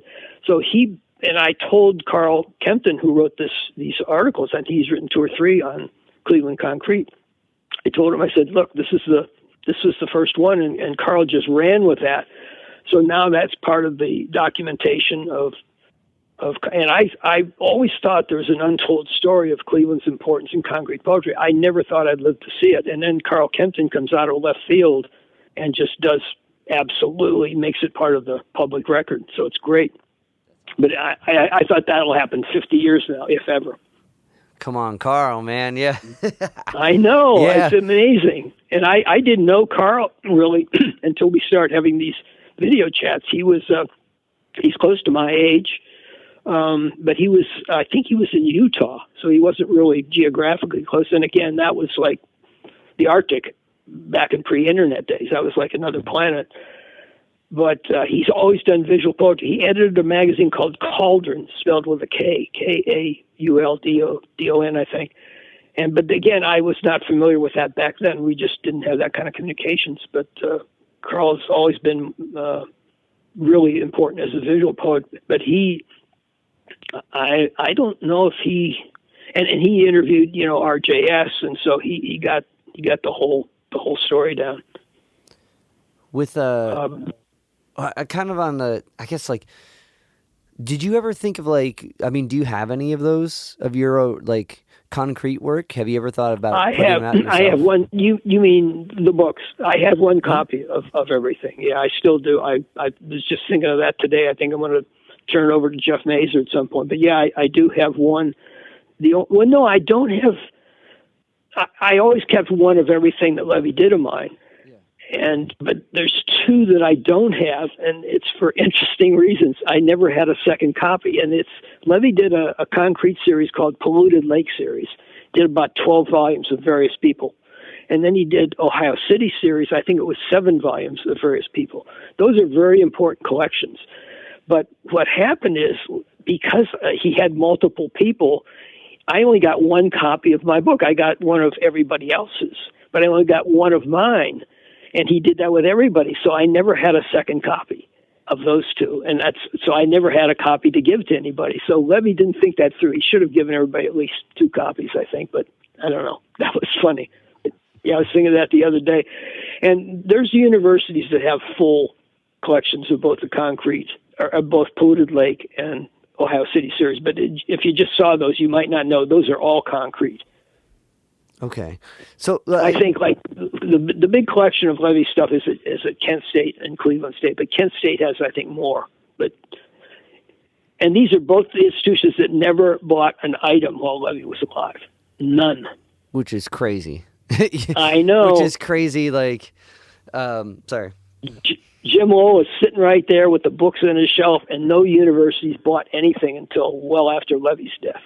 It's just, Jim and I used to talk about this. They say, why is Case Western Reserve not buying this stuff? But they either didn't know, probably they didn't know. Again, pre-social media days. Yeah.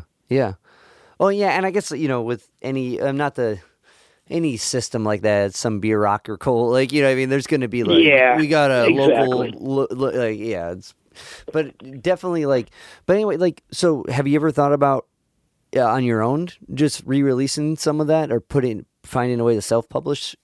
No, that never interested me. I'm one of the rare ones. Most of I thought of that a couple times. How many of us were self-publishers or, ran their own presses? The majority of us did. Because Russell did through freelance. Who else can I think of? The Cornillans did through Gooseberry. I would say 60-70% of the Cleveland poets.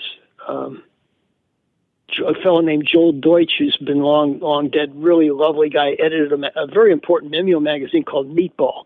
He published some R. Crumb in it. And some comic strips by R. Crumb, and I'm trying to think who else was in that. Blazak was in that, who we mentioned. He published. So yeah, I think maybe as high as 75% of the people did, but there's only a few of us never published. I just had no urge to do that at all. I get it. It's a lot of work. It's a lot of and I think that's like, it. I'm kind of lazy that way. I just thought. I mean, it was fun helping Levy, in the production of those 2 concrete books, but it just wasn't my thing. And but I have thought of that because I didn't realize I thought there were fewer of us. If you just asked me before I thought of this, I'd have said, 20-30% maybe are publishing, but no, it's the majority that I calculated, just roughly, just not writing anything down, but just thinking about it. I think it was like 2/3, 3/4, something like that and that probably was true of other Memio people. I don't know. There's an ironic twist to this. We were called various things: post beat, deep image, meat poets, the whole thing, But Memio is the one that I think probably is widest accepted today. The first publication I had in the fraternity newsletter was a Memio in 1959. Wow. Crazy. Yeah. Talk about being predictive. Jeez, I didn't think of that until like a year ago. I thought, holy shit, my first publication was in a Memio publication, way before the term mimeograph revolution was invented. Yeah, that's crazy. Just like those things way past, you know what I mean? Like that you would have no idea would have significance. You know what I mean? Like what exactly. Printed... I didn't even think of it. The other day, I, for some reason, was thinking about that, and I thought, because it was an in-house. It was a publication just for the local Tau Kappa Epsilon fraternity at Ohio Wesleyan. It wasn't like a national publication, and there's no copies of it anywhere in the world that I know of. None. Because it was just a little thing you gave out to the guys in that fraternity, 40, 50 people. Probably did 100 copies. Yeah. Do you have a copy of it? It's in my archive. Yeah. Like that's. Oh, man. I did keep it though. Yeah, I kept it. Anyway, it's at Cal Berkeley somewhere. One other thing on your collection, I wanted to ask about was the painting that's on the front was done by D.A. It's hanging in my bedroom. Yeah. So can you share the story behind that? Yeah, that goes back to when he was living with us. He had it on the wall, and I really, really liked it at the time. Levy got pissed off about something, and I should ask Joni if she remembers what he was pissed off about. And he had a red guitar that was he had the rifle that he killed himself was propped up in one corner of our flat. I should mention that. And I never asked him, why you have a rifle? It just never occurred to me. And he had a red guitar. I never saw him pick up the guitar except this one time. I never saw him. I don't think he could play. Picked it up by the neck and beat the shit out of the painting on the wall. It bent the canvas, knocked the sheetrock off the wall behind the canvas. And then as kind of payback, or, I don't know what, but he reframed it. It's slightly smaller than the original and gave it to me with this amazing inscription on the back, which I can't remember if, I think Tom may quote the inscription in the book. I can't remember. But it's a brilliant painting. It was done in August 63, literally just weeks before he moved in with us. I don't think he painted while he was, I think it was painted when he moved in, but he must have just finished it and hung on the wall. So yeah, that's the story of the painting, and I've still got it. It's hanging on the wall of my flat. Was it, so I guess with, with living with Levy, did you see any of his writing process? No, but don't think I ever saw that. And people have kind of asked me over the world, how did he write? I have no clue, really. I barely know how I do. No, I didn't. I never saw him that. And again, he didn't have the press with us. It was too bulky. It was always in his, while he was living with us, it was I think it was still at his aunt and uncle's. And then from there, I believe, and he lived, after he left, Joni and I left the flat, he moved in, I think, with Russell Solomon for a while, but again, he didn't have the press at Muscle. It was too big and bulky. I think he moved it to the Simons after he pulled it out of his aunt and uncle's house. I think it only was in 2 spots over his life. I mean, that's a big thing to move around. It was heavy. And I'll tell you, the press came into play when Carl Kempton was writing the story about Cleveland Concrete, because Russell Atkins had written a poem called Spiritual, and Levy published it, and it had like ditto marks for the rain. And Carl was wanting to know, I guess it was, Carl had seen an earlier publication that had like hyphens to do the rain. Like it was a concrete poem, but for rain, it was really neat. And we think that the reason Levy changed it is he didn't have a full set of type. He had to use what he had. So we don't think Russell changed it. We think that Levy did it the way he did just out of necessity, because he just bought this press and he had random type, but he didn't have all the little weird diacritical marks and stuff. Yeah. So that just came in a big discussion, because we were trying to figure, because Russell was, I think, dying or dead at the time. Couldn't ask him. Levy was dead. And so Carl and I went back and forth on that, and we finally came up with the thing, it's probably just didn't have the type. So I had to use the closest approximation, just necessity. Yeah. But I mean, that kind of makes sense. So like, as far as like, especially if that's where he was kind of doing most of his work, it was more like, here's what I've come up with, right? Mm-hmm. Yeah. Joni also talks a lot about cleaning the type before Levy, when Levy first acquired the letterpress at her parents' house. She helped Levy clean the type and stuff up. So she's talked a lot about that. That's pretty interesting to me. And here's a little known fact. The first things he printed were business cards for his uncle before he did any books. Yeah. She said he did business cards for her dad. That's pretty cool. That's awesome. Yeah. But that's great. That's a great thing to start with, because it's not that much and you're helping them out. Yep. It makes total sense when you think of it, but it's just, I would love to have a couple of those. We could both get rich off that. That's crazy. That's crazy. I guess, on that, like, so would you guys, I mean, even if like, not working on a project together, did DA ever like talk about stuff he was writing about or planning to write about, or later you found he wrote about? I don't remember him talking about things like that, but I will tell you this, and this is off your subject, but it was interesting, and I didn't realize how spoiled I was. It's hard to get another editor to do this. He would say, Kent, I need a poem for a new issue of the Marijuana Quarterly. I would hand it to him, and it would be published like the next day. It was just unbelievable. Yeah. Because people talk about all this. How do you get, mail them through the mail? Someone looks at them. He would just say, I need poems for a new book, or I need some, and it would be out like within days. It was just super fast. And this was the only editor I'm working with for the first 5 years of my life or whatever.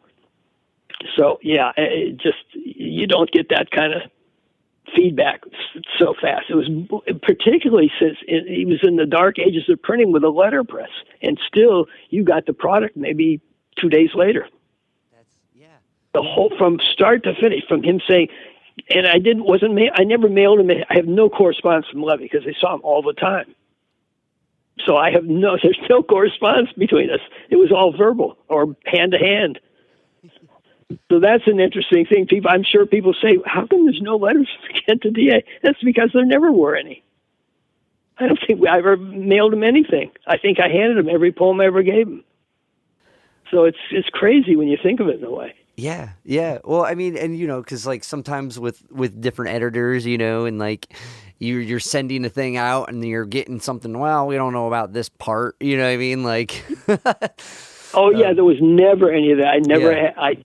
I think once he asked me. I think it's actually written in longhand on the manuscript that do you mind if I put these lines together or something? I can't remember what it was. I said, no, I don't care. It was a physical problem he couldn't execute with the letterpress, as I recall. He just couldn't do it. I said, of course, do whatever you need to do. That's the only thing. No, he never made editorial changes ever. I don't recall ever him saying, change this word. That's just, And he didn't. I don't think he probably did that with anybody else either. I think that's just you gave him something that went to press that way. Did he ever like talk to you? Like, did he ever I guess as far as like work he's read of yours, has he ever was there any work that you found that he really resonated with and like kind of reflected upon with you of your work? That's a good question. I don't remember it now. I just don't recall. Yeah. I just think we didn't. I don't think he ever said, no, I won't publish this. Whatever I gave him, he published. Yeah. If he said, I need X for this, I would give him X and it would be published. I don't recall him ever saying, I suppose I could have forgotten that, but it seems like I'd remember it. I just don't remember. It just didn't kind of work that way. It's like you say, hey, we're having dinner tonight, bring such and such for potluck, and you bring it. It's not rejected. Yeah. It's just let it bring. No, I mean, I'm not even rejected. I just meant like anything like he really resonated with, like, oh, this is a really cool line. I don't, again, I'm not sure I said that about his work or vice versa. It could be that we did, and it was so matter of fact that I've forgotten. Yeah. My memory's definitely imperfect, and I really, my biggest regret is that I didn't keep a journal back then. Man, that would be so great to be able to go back and see, like in the readings, the police shit and everything. Yeah. Like I would have a. Sorry, I didn't mean to. No, go ahead. I was going to say, just wondering. Yeah, no, on that, the whole. When the police kind of kicked in and stuff and all that, it now, seems more than likely that's something that, that, I mean, could happen again, but with being in this, this thing that's remote, did you ever feel like there was people watching? Was there a sense of paranoia? Absolutely, yeah? Man. Okay. No, we were under scrutiny. Yeah? Do you know about the Boohoo episode? No. Levy and I were.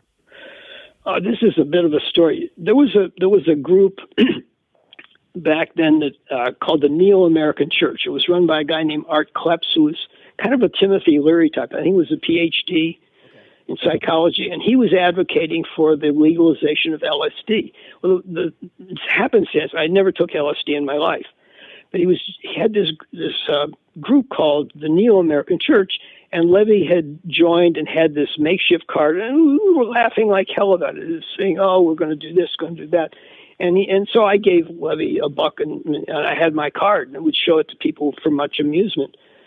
And it turned out that the church was publishing these things kind of like out of the National Lampoon or the Onion or something. It was satire, saying they were going to kill aerosol political figures that were against or contaminate water supplies, which today is horribly scary shit. But this was total fantasy stuff.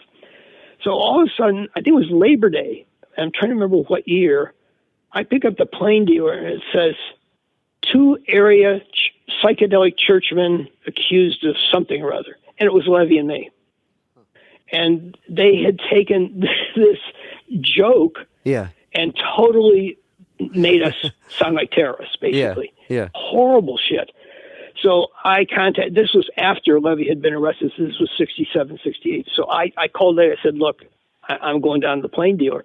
And Levy was so burnt out on the crap of his arrest and everything, he didn't go down. So I went down to the Plain Dealer. They published a quote retraction, of which really wasn't, but kind of my side of the story, saying, hey, it's all tongue-in-cheek. This is not real.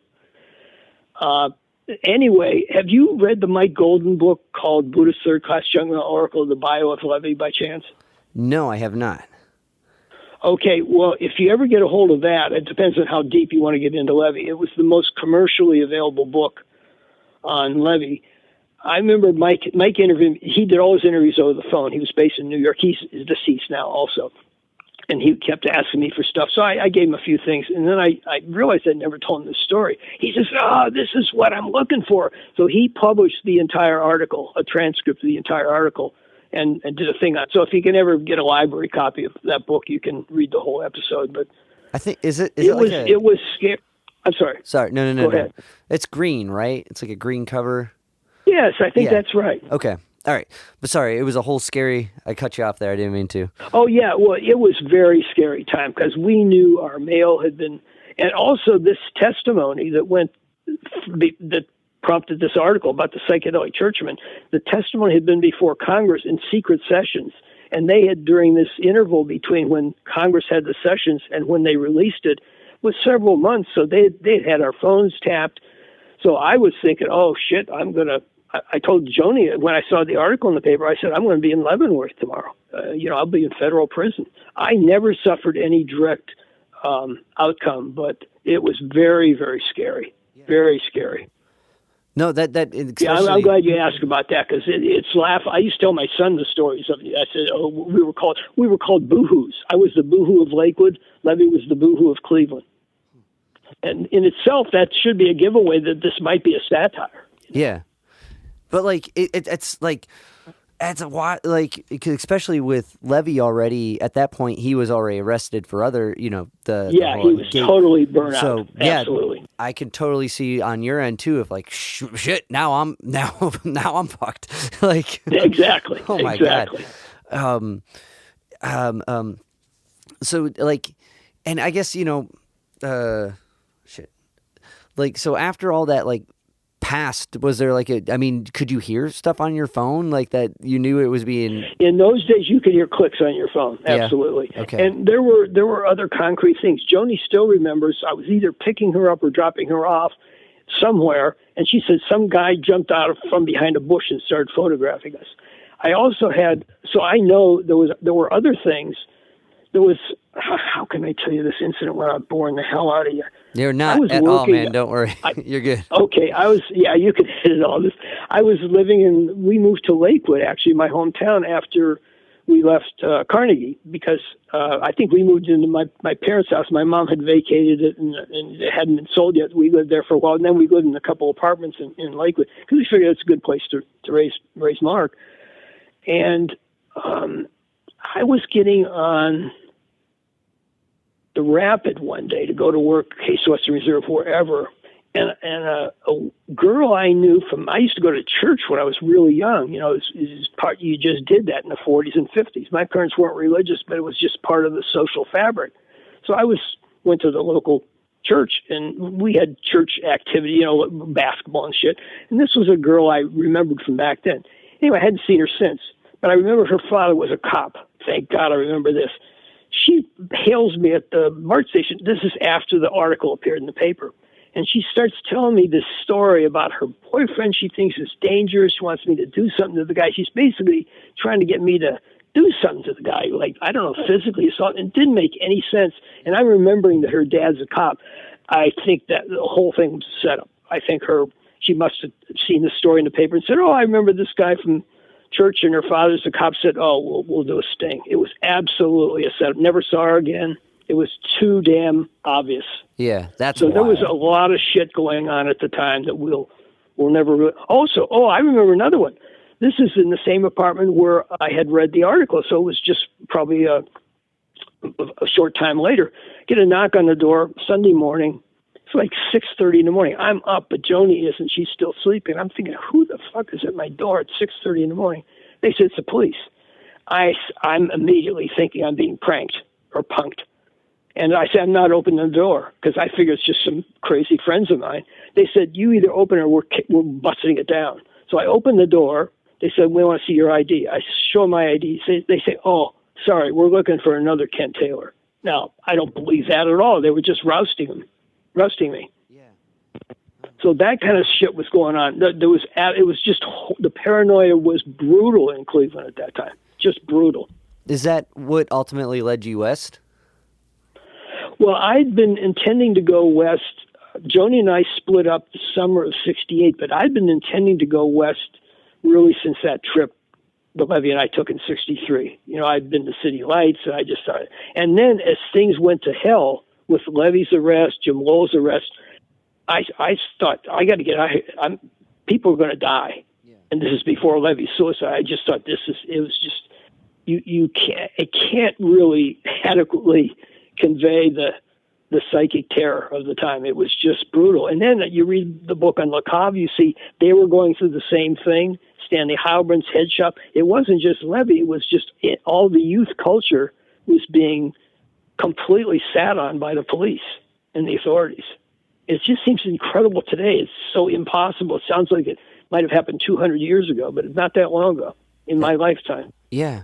Did you witness any stuff like that with Levy? Like, because if you were going through that, I got to imagine, and like. Well, at this point, unfortunately, I had the least contact with Levy at any point since I met him was in '68, because Joni and I, before we split, we were going. I had already given notice of my job. I was bailing. I was going to. We were heading for California, and I almost went anyway. But I thought, my marriage is breaking up. I didn't want to make too many changes, and my son's here. The whole thing. So I stayed. Otherwise, we would have been gone. In different circumstances, Joni and I would have been gone. Yeah. Now I don't know what. So I feel badly in a way, and so then. I didn't see much. I had to get another job, and I really debated whether to leave on my own. But I'm glad I didn't now, because I met my second wife before, a year or two later, in Cleveland. But it was very strange. So I didn't. So Joni and I just split, and again, I have no idea. Levy must have had terrible divided loyalties, since his cousin and one of his best friends are split. And so I hope the hell that didn't add to whatever he's going through that led to the suicide. By the way, Levy was always suicidal. Joni said when they were little kids, he talked about it, which was unheard of. If my friends in the 40s and 50s had talked about suicide, I don't know what I'd have said. It was just totally not something you would talk about back then. She said he talked about all his life. And he told me when I first met him, he said, I have a lethal dose of Seconal on me at all times in case I have to, quote, check out. So I knew he was not long for the world. And many people that know the story, they say, oh, what a shame he died so young. I said, no, you got it upside down. It's a miracle he lived as long as he did. That's the way you should look at it. Yeah. Because he's a guy, I only met one other person like that in my life that I knew was not long for the world. And he ended up running his car into a bridge above. He was a Lakewood guy too. And I knew right away, this guy's, every conversation could be your last, one of those things. Yeah. Was there like... But Levy was like that. He never made any bones about it. Talked about suicide all the time. Was there like an intensity just in the like as a norm, like when you would interact with Levy then in that sense? Like if he was someone... Yeah. I think so. I don't know if you know the story. I was knocking on his door when he was dead inside. Do you know the story? No. Okay. Levy was, and this I think was real. He was going to leave Cleveland. Now Levy never left Cleveland, even his short jaunts like the West, and he went to New York once and saw Ed Sanders. He just was sucked. He did one of those alternate university courses in telepathy at University of Wisconsin, but he always went back to Cleveland. He could have flourished in San Francisco and New York, but he wanted to change Cleveland in irrational ways. He wanted to turn it into a literary mecca or something. So he called me and he said, I'm leaving Cleveland. I'm going to the West Coast. And he sent Wagner, who was already in the West Coast, a postcard to this effect that arrived after his suicide. He said, did I have a suitcase he could borrow? I said, I've only got one, but I said, I have a book here that I need to return to you. So Levy's brother, his cousin, and me go with his brother to see Levy at this appointed time. So because this is going to be our farewell visit. This is not just a casual drop-in. We're given a suitcase. We've got a book. So we go at the appointed time, and we knock, and there's no answer. And Levy was always punctual. He was never a flaky guy with time. He was always totally punctual. And again, he's got his brother, his cousin, and one of his best friends saying goodbye to him when he's leaving for California. So I was concerned. I think we all were concerned, but not enough to have the supervisor open the door. So we go home, and I get a call that night from Tom Chris. He said, Levy is dead. And we later realized that he was dead while we're knocking on the door. Now, that's raised questions to me. It seems to me if I was going to off myself, I might cancel the appointments with the people, but maybe he wanted us to find his body. I don't know. Yeah. But yeah. That was the story. Oh man, that's a lot. Just to know, oh my God, man. Like, it's. I mean, I guess with the rationale of like knowing that it's lucky that we've had him for this long. Like, I mean, with your own kind of like grief and work through that, did that come to you sooner than not? The idea of like, it's amazing. You know what I mean? Like, we were blessed to have him for as long as we did. Or was that more of like a thing that came to you later? Well, no, I think more that every day that he was alive was a miracle, because it was literally like, hey, my name's D. Levy, by the way, I'm going to commit suicide. It was almost like that. It just oozed out of him. I never had met a person at that point that was like that I thought. I've met people that if you'd say, hey, do you think this guy's going to make it to a ripe old age? I might have said no. But Levy, and he talked about it. Talks about it all the time, and I remember the specific thing about the Seconal, and I believe he probably had a lethal dose of Seconal on him. But that the only puzzle is why he didn't use that, why he used the rifle. So I don't know, but so yeah, I mean, I was completely unsurprised. I just didn't know when it was going to happen. Is the best way I can put it. And the circumstances were weird, for sure. That we were knocking on the door when he was dead inside. That was abrupt. You know, we had just gotten back, and you know, I guess I don't know when we came back. We came back right away, and I guess RJS later that day couldn't rouse him, and then he went. RJS was living in the same building, and a fellow named Steve Ferguson, who's no longer alive, who I knew fairly well. They finally knocked on the door and then got the supervisor to let him in because they just was bugging him too much. But I was uneasy. I wrote something in my journal about it that's actually been published since, called Lines Written a Few Hours Before Learning the D.A. Levy had Killed Himself. I'm not sure that poem is in the book. It is. By the way. Yeah. Oh, it is? Yeah, okay. yeah. Well, yeah. That's virtually verbatim what I wrote in my journal. It wasn't really a poem. And I was later thinking I maybe should turn this out. I said, no, I'll just leave it exactly the way it is. So that's like totally unedited, like a journal entry. Yeah. But that's the genesis of that. So I was uneasy, but I really didn't think he was dead. Yeah.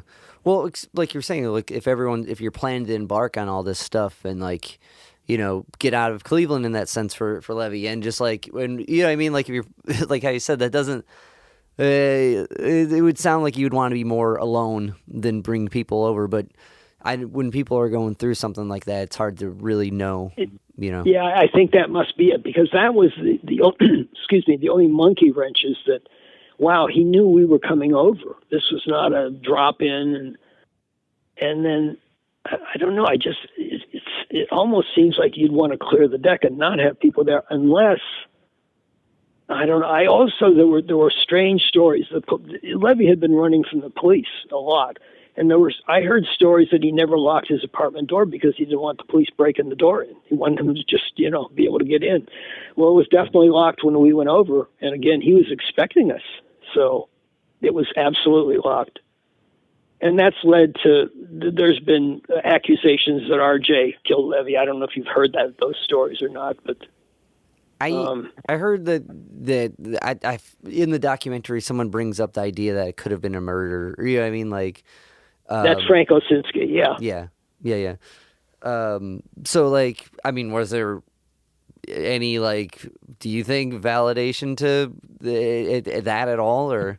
The most I would theorize, and this is after long years after the fact, I think it's conceivable that maybe RJ knocked on the door, say before we got there, but after Levy committed suicide, knocked on the door, or maybe entered the apartment was not locked. I think RJ could have gone in just to visit him, and maybe the door was unlocked and found Levy's body, and then RJ panics and locks the door behind him, and then goes later that evening with Steve Ferguson. That's as far as I would go.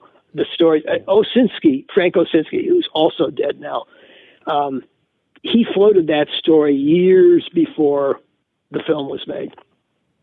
He floated that story just long ago. He started telling me I liked Franklin a lot back in the day. He was a grounded guy. He was a school teacher. I think he lost his job in the kerfuffle around Levy, somehow being associated with. I think he was working for the Catholic school system, and they were very, sensitive to anything out of the ordinary. And I think he lost his job. He ended up being a bellman at the Hollenden Hotel downtown.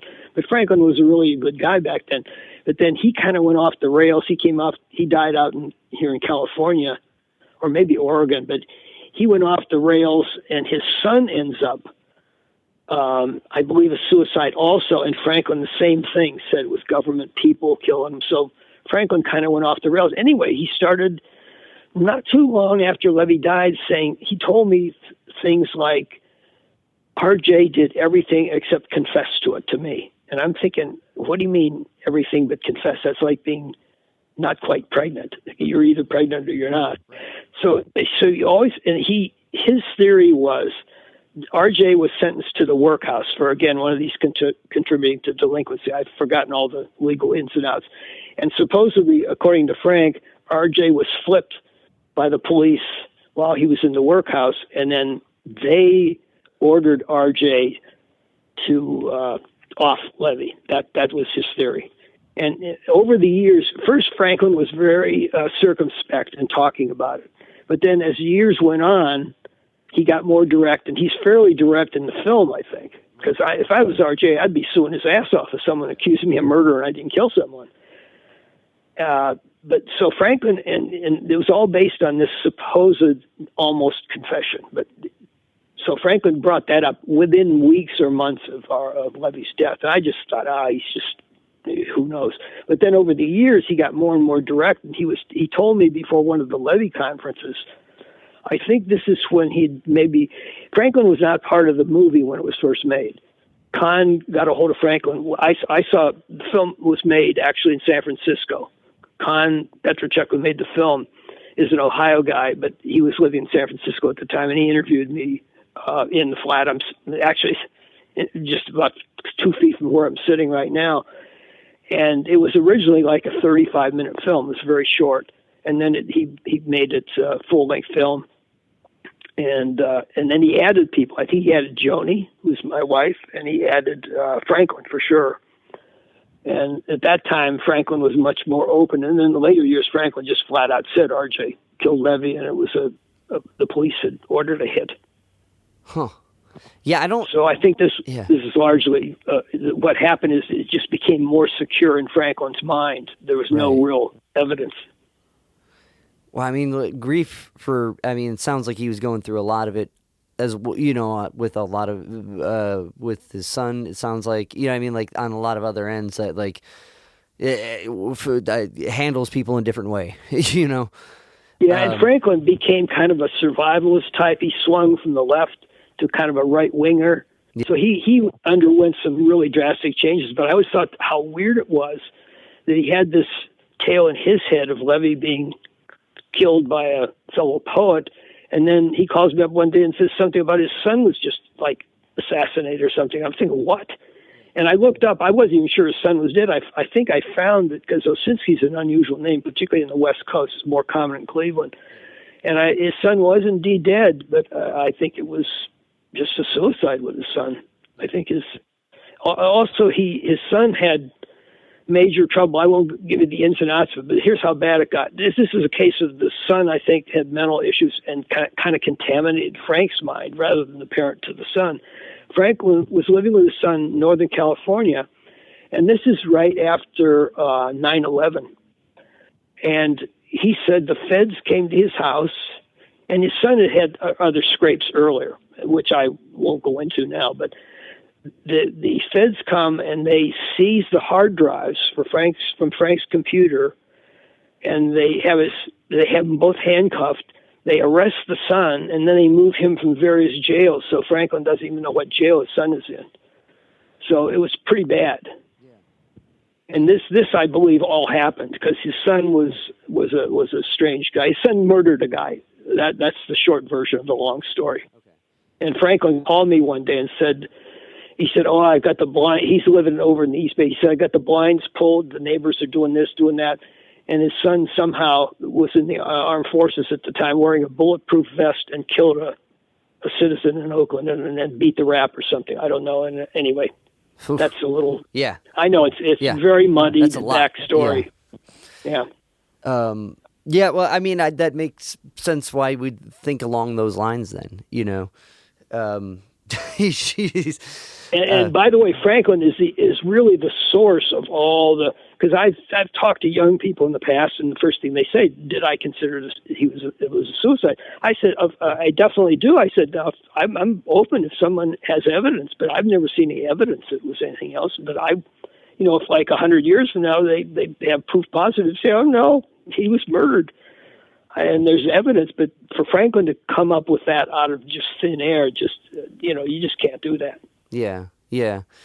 Well, and I guess knowing DA and knowing how he was, and like being that upfront with suicide all the time, you know, I mean, it would, yeah. I don't know why that it'd be more surprising, I guess, in that sense, if it was a murder. Yeah. And anyway, it's just. I was always, I guess, a little more mystified that RJ wasn't more vociferous about defending himself. I don't know that he ever really said. Maybe he just didn't want to touch. Maybe it was too hot a thing to touch. I don't know. Right. Well, because it sounds like they had a good relationship. You know, if that's how the reading started, and like. But I mean, like if it is anything of this crazy tale that it is, who knows? You know. Well, I think they were quite close, and then we're living in the same apartment building, so I think that they absolutely were close. Because in the anthology of Levy's stuff, I've read his name a lot, RJ's, so it would appear to be close. Yeah, they end up in the same apartment building for sure, and then Steve Ferguson too, who was definitely part of the scene. Steve was a really, really good guy. He was a musician also, by the way. Yeah. I can't remember what instrument he played, but I liked him quite a bit. I was going to say, was he in a group, I just don't remember. I know he played. I first met him. He was a musician. I don't know that he wrote that much. Oh, I think he did a little book with Dagmar, actually. Now, I think it's something about the dark hallway, something in a dark hallway.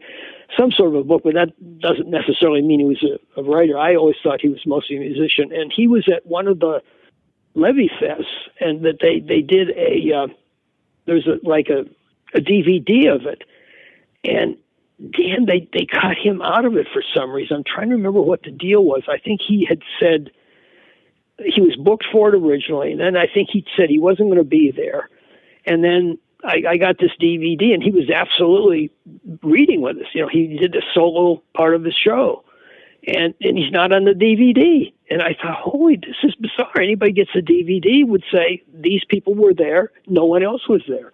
So I never got to the bottom of that, and I felt badly because he died not long after. I thought, oh, Jesus, only representation of this guy, and it was, for some reason, left on the cutting room floor. So it just... I mean, if you just approach the DVD, you'd just literally never know this guy was there. Right. With I guess with those fest and those kind of stuff, the DA Levy Fest and the conferences and stuff. For you, I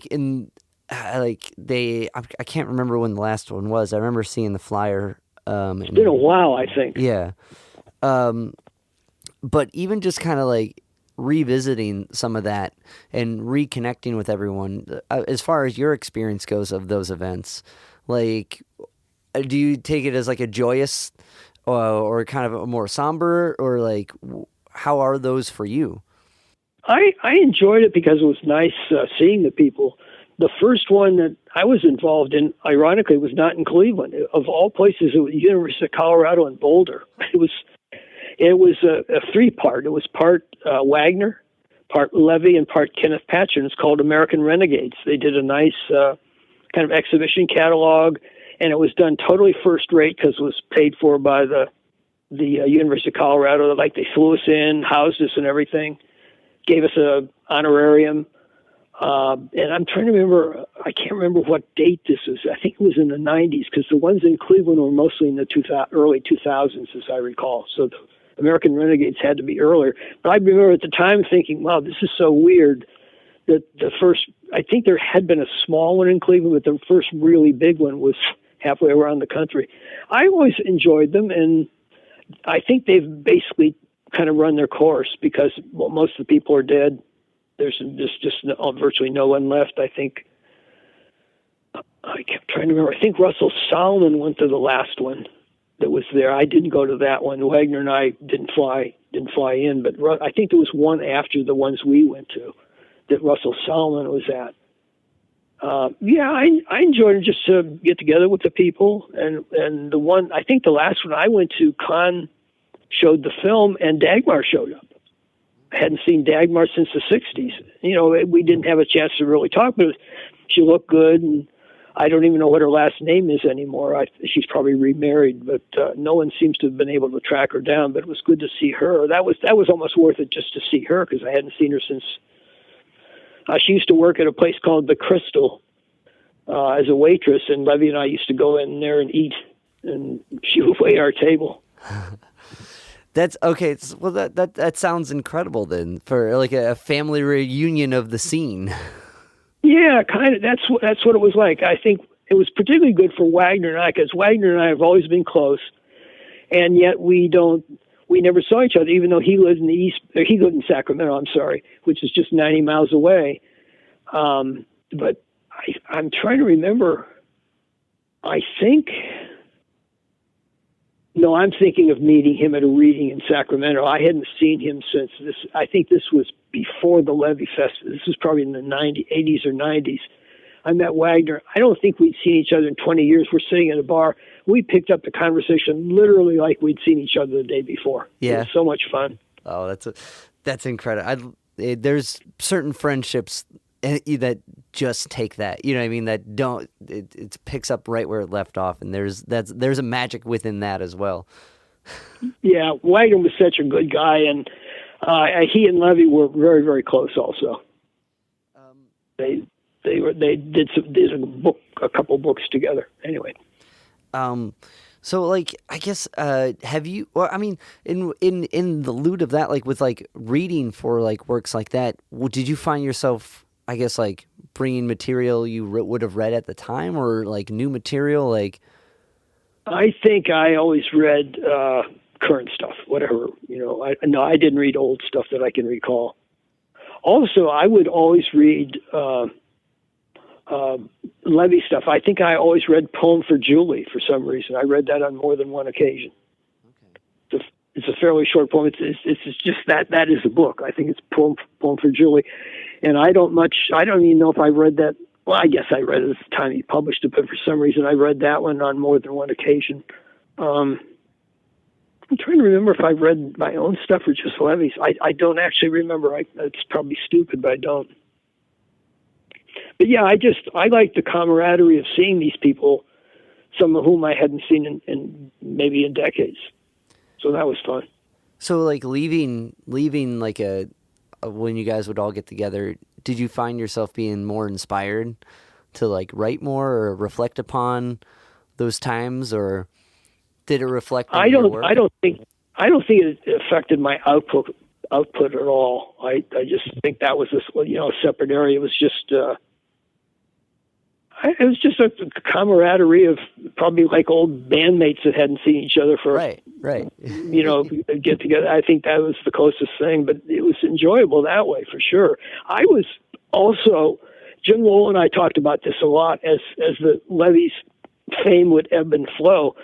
None of us, I never thought, any of us will Levy for sure be remembered in 5 years or 10 years. I just never thought that way. I'm just, living my life.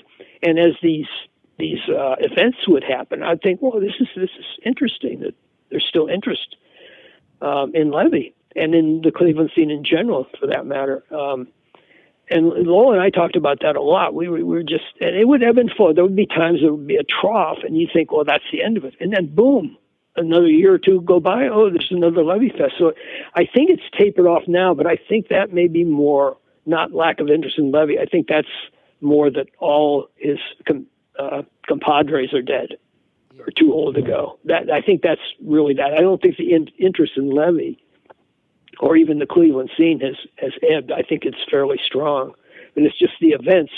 You can't bring back people who knew him. There's none of them left. So I think that's why there's no formal organizations anymore. Yeah. Well, it's interesting, there's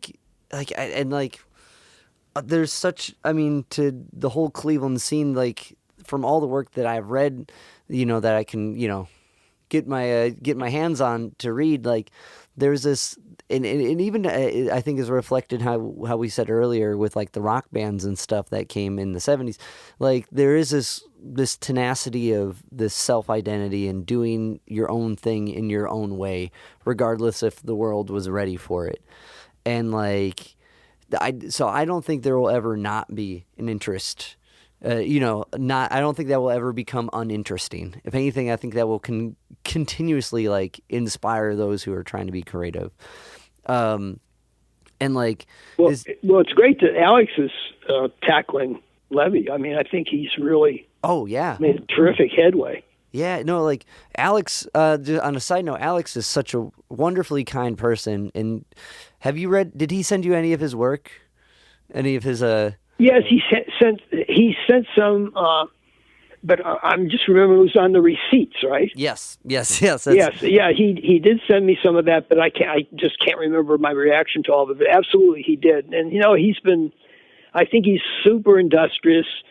He's getting the story right, from what I can tell. And I know it's very tough. You're dealing with someone who's dead and gone to get it right. So I've been impressed by how accurate. And I also just thought he sent me this first section, which I think he just told me was going to come online somehow. I just thought it was beautifully written also. Yeah. I've been to, so I've met Alex through a friend of mine who played in a band with a friend of his. And he would come to my open mics and read, and we both started talking about Levy and oh, you care about? Whoa, you're writing a book about? You know what I mean? It was, and the more I've got to learn about what he's doing, I'm like, wow, he's kind of living the process. He's not just just doing it, but he's publishing other people. He's being influenced and open and coming at it in with the receipts in this really interesting way. And I've gone to a couple of his he's done a couple showings of people he's published and readings of that first segment of the book. And mm-hmm. and I've always left inspired. And I don't know, I greatly admire what he's doing and who he is, and and I think it's so cool that he's able to reach out to you and how much, because he would tell me how often you guys get together and chat over Zoom, and so I just on your end think it's so cool too that you can contribute and support and care. You know what I mean? That's amazing. Yeah, he's been a delight. And, there's been some false starts on Levy bios. I don't know if he's gotten into that way. There was a fellow named B.L. Kennedy who was working on a bio for, I don't know when Barry started, decades and decades ago. And unfortunately, he died a year or two ago, and he got totally stalled out. In fact, I alerted Alex, supposedly his Levy research. He died in Sacramento. And I'm told the two women that knew him well that he asked that his Levy research go to Cleveland State. And I just talked with one of the women because it's been stalled now. I was told this a year or two ago, and I mentioned to Alex. I said, by the way, you can get access, because Barry made tapes of almost 100 tapes, and many of them are regarding Levy. Yeah. Some of them are just general stuff, but they're all at University of Tulsa right now. It's called B.L. Kennedy's Beat Tapes or something or other. And all his ones relating to Levy are in that collection, and I suppose they're in other places too. But anyways, the story is that I talked to one of these two women who seemed to be kind of being caretaker of Barry's estate, and the one I talked to said, it's the material's been stalled. Apparently the other woman has it, and her husband has stars in his eyes about how much money he can get off of it, which is ridiculous. Barry's research is very important, but it's not really monetarily important. And the tapes are public access already. So that's apparently the stall. So I think I told Alex, I said, by the way, that Barry's research has been hung up by this guy who thinks he's going to make $1 million out of it. It's just ludicrous, but that kind of shit happens when you don't take care of things. Yeah, yeah. But oh shoot, I really can't appreciate your time. I really appreciate how much time you've let me pick your brain and like sharing these stories. It means a lot. So thank you. Well, and if something comes up in the future, we can do it again. Or if you have questions, don't hesitate. Well, before we get off, I got 2 more questions if you don't mind. Sure. And I appreciate the open invite because I'll definitely reach out. So one with are you currently working on any new collections that you're potentially putting out of your own work? Yeah, well, there's a guy in Bristol, England that is talking about doing it's Kertész Press, Kertecz, and his name is Mark Anthony Pierce. It's a very obscure press, but he's proposed a small book of like 5 poems of mine and 5 poems by a fellow named Peter Finch, who you probably don't know, but Peter Finch was a big whale, still alive, just published a book called Literary Business. He published a magazine called Second Eon in the late 60s and managed to get something of Levy's in before Levy died, and he published me in several issues and did a book. He did Cleveland Dreams. He was the publisher of Cleveland Dreams. So Mark Anthony Pierce wants to do a small book kind of reuniting us, which is a cool idea. So I think that might be set for 2017, and I've given him 5 things. They're very short poems. I don't really write much anymore, but I tried to give him, and Tom had new poems in the book that were new and right just a few months before the book was published, the big book. So I don't have much, but I have given him at least 5, and if he gets 5 from Peter, that might be out. That's the only thing on the horizon, and I write very little these days. Just usually, sometimes they're just more journal entries that I can rework into a haiku or something like that. So yeah, okay. There's that. The haiku seems to really be like a form you're really at least inspired by as a recent. Was there like any I guess with that, was there a point in which the haiku really reached you? Well, I'm looking across the room, and I've got one that was published as a bus poster for the San Jose bus system. My son was living in San Jose at the time. I was with a couple of friends. He was like 12 years old. He says, "That's my dad."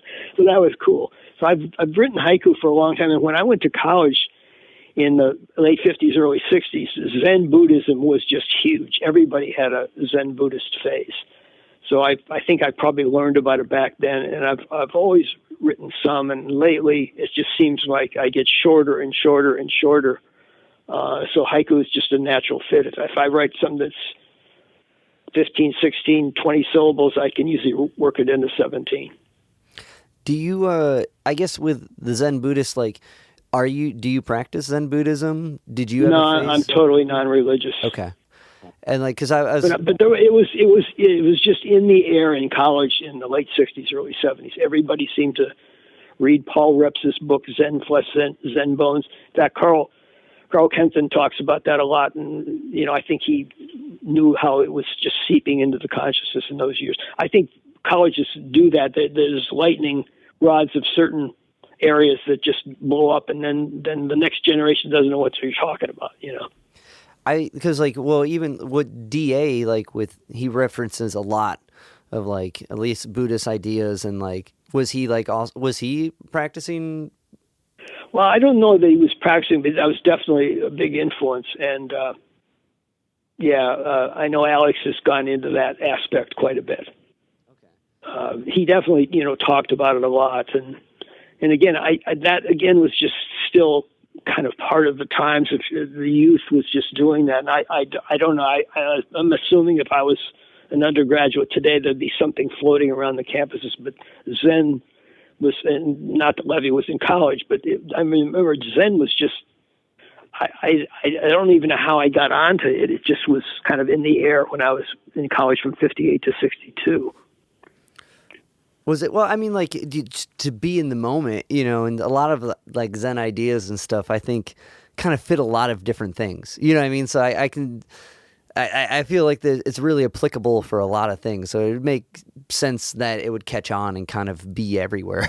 You know what I mean? Yeah, To some degree. I think so. Yeah, absolutely. Maybe that's why I write the way I do. I don't know. It always seemed right there. I guess did Levy go to college at all, or have any kind of college? No, he didn't. He went.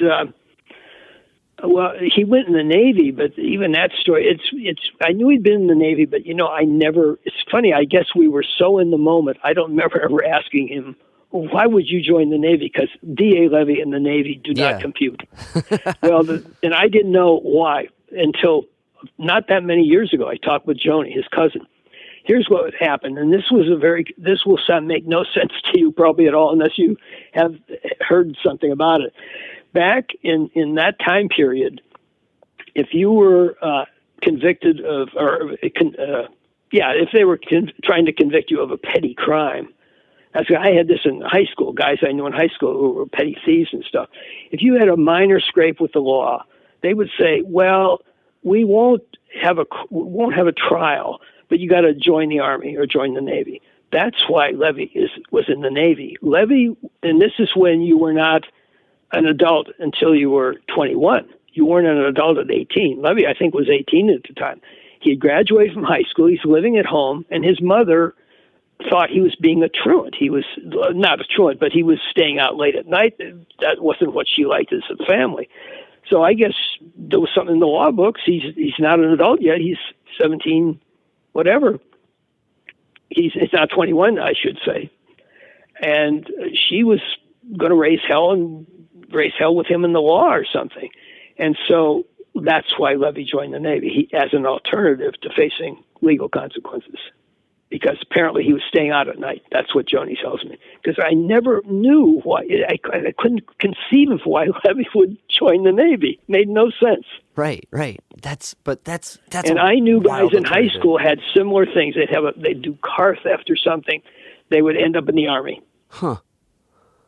That's crazy. That's crazy. And it was literally. It's just something of that time period.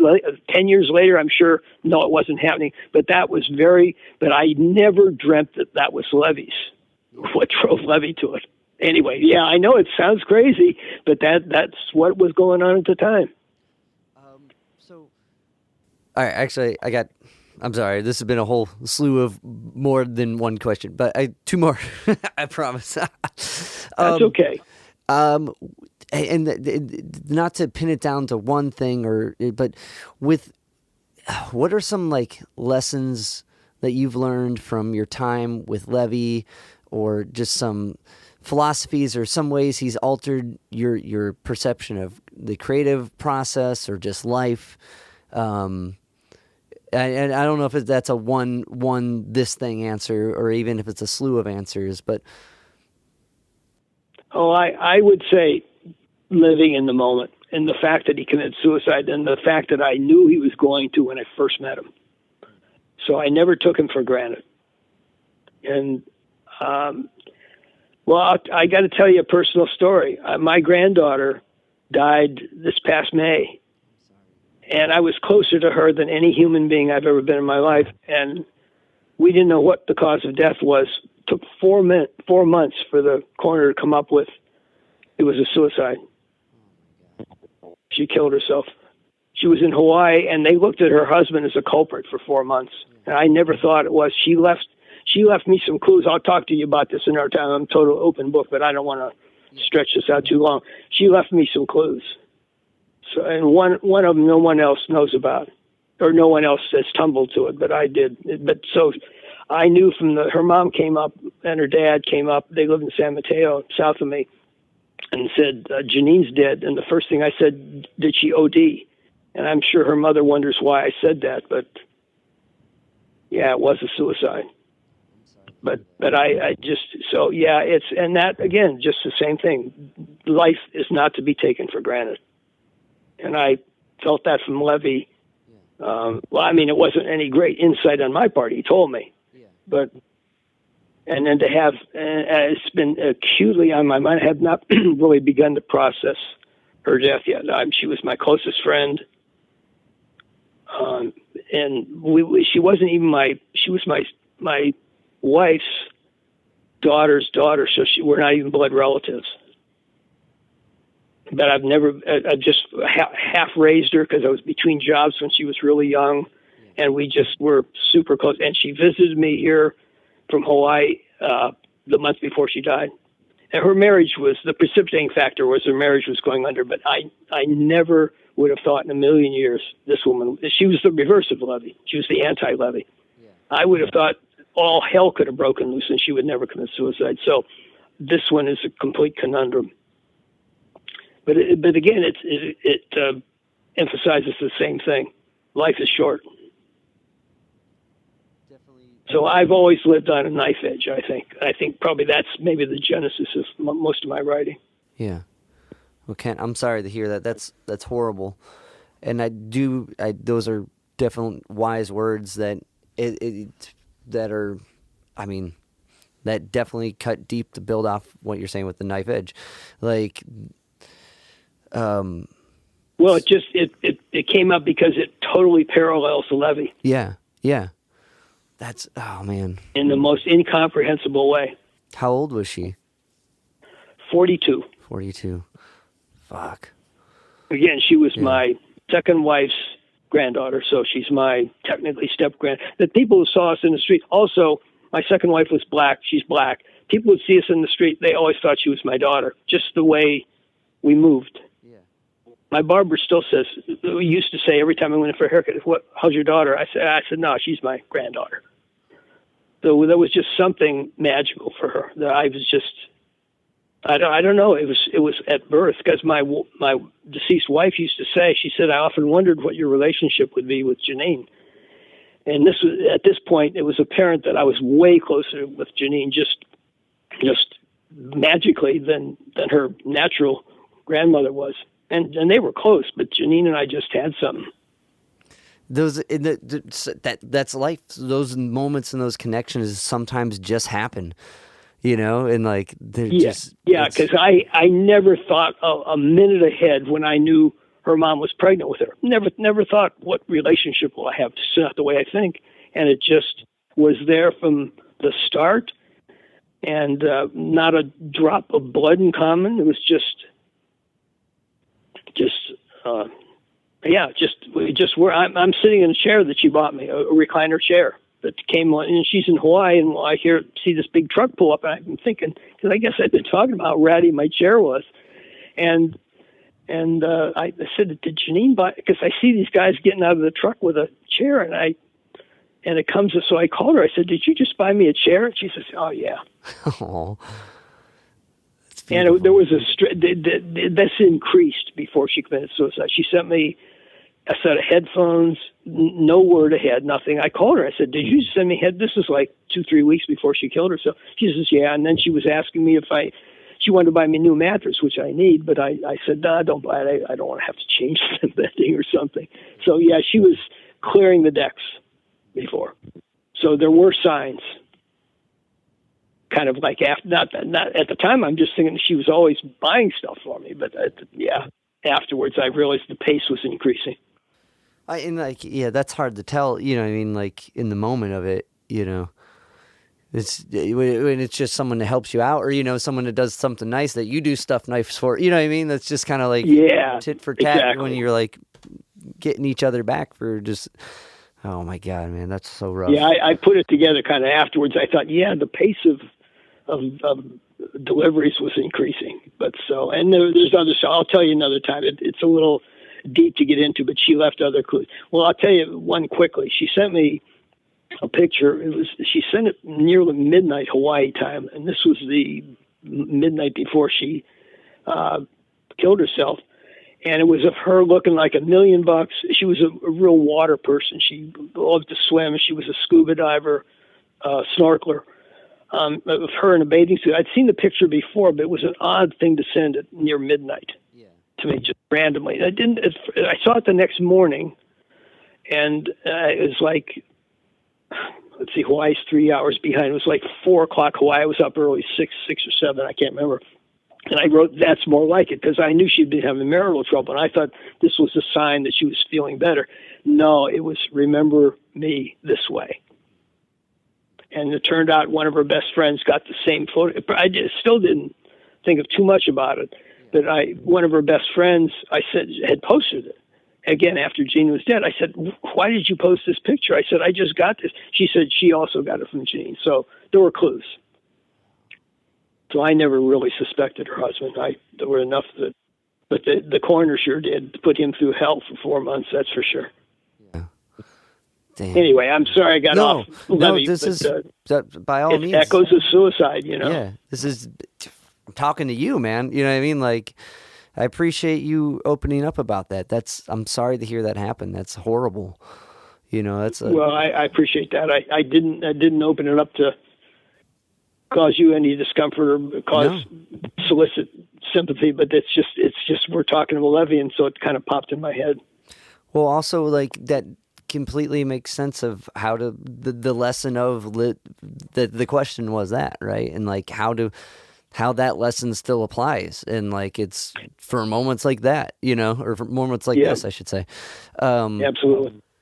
And Kent, one more question. I'm going to let you go. Sure. And I, like I said, dearly appreciate this conversation. But for those who are just starting in writing, and you know, if we can branch it out to any type of self-expression in their own way, any like lessons or any advice is what I want to say for those who are getting into poetry, writing, or a creative endeavor.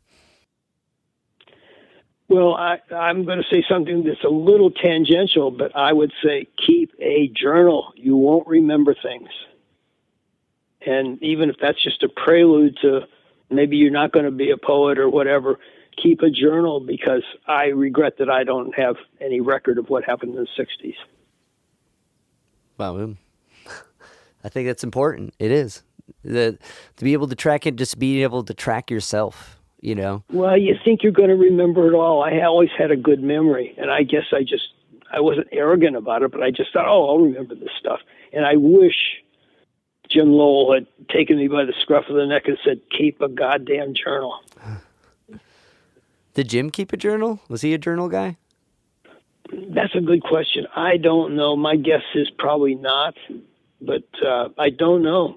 I always think, because he was a semi-father figure. He was kind of older brother. But, I wish he probably would have been too polite to say that. You know, it was kind of Jim. He was polite. But I wish somebody, that's the one. I mean, I regret that I didn't do it on my own, but I just wish someone wiser than me when I was in my 20s didn't say, "You're not going to remember this stuff. You'll remember it for a while, and then you won't, and it'll be irretrievable." Yeah. So, do you keep a journal yourself? I don't, but I keep a little audio. I keep a little audio journal, like I'm doing right now with people I talk with. Oh, that's fine. That's fine. Yeah, the technology changes, but that's still a journal. Yeah, but you know, I really should. Like, I started to write when write. It was a couple. It was like maybe 2 years ago. I'm like, I need to start writing some of these gigs and stuff I do down, so I remember exactly how it goes, because one of my friends brought up something like, "You don't remember that?" I'm like, "No," and I started to, and I was talking about. I started writing about my aunt who just passed, who was kind of like my second grandma, and it was Sorry about that. And then I like this. Well, thank you. It was like this is around 20, 5 years ago, I'd say. And then I started to do that, and then I got hung up just with like all the other stuff. But I think I'm gonna take this advice here and start jotting that down. Well, that's my biggest regret as a writer, that I didn't write in a journal and just keep track of it, because I would dearly love to have had, you know, writings the day of everything, like even Levy's suicide. I remember the day very clearly, but there's probably things that I've forgotten that might be of interest. And certainly just the readings and stuff, to have a live record of that'd be incredible.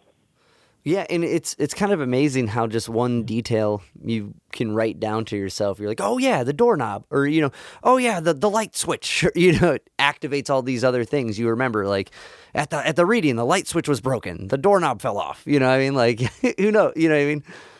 Yeah, I wish I just had just the gate readings. If I just had some real commentary at the time, because it's the old thing. Every time you remember something, you're altering the memory. That's true. Yeah, yeah. The memory's not really what you remember is not necessarily what happened. Well, it's really interesting that like the neurologic perspective of how our brains like recreate what we're remembering, and like they're putting these members back together. It's really wild. Like, yeah, that's exactly what I'm getting at. What you remember is not necessarily what happened. It's what you remember. All right, Kent. Thank you so much, man. I appreciate this so dearly. Be open to it. I love to pick your mind again. I'm absolutely open. Beautiful. I figure that's the one privilege I've got of being an old man. I can relate some of this stuff from the horse's mouth.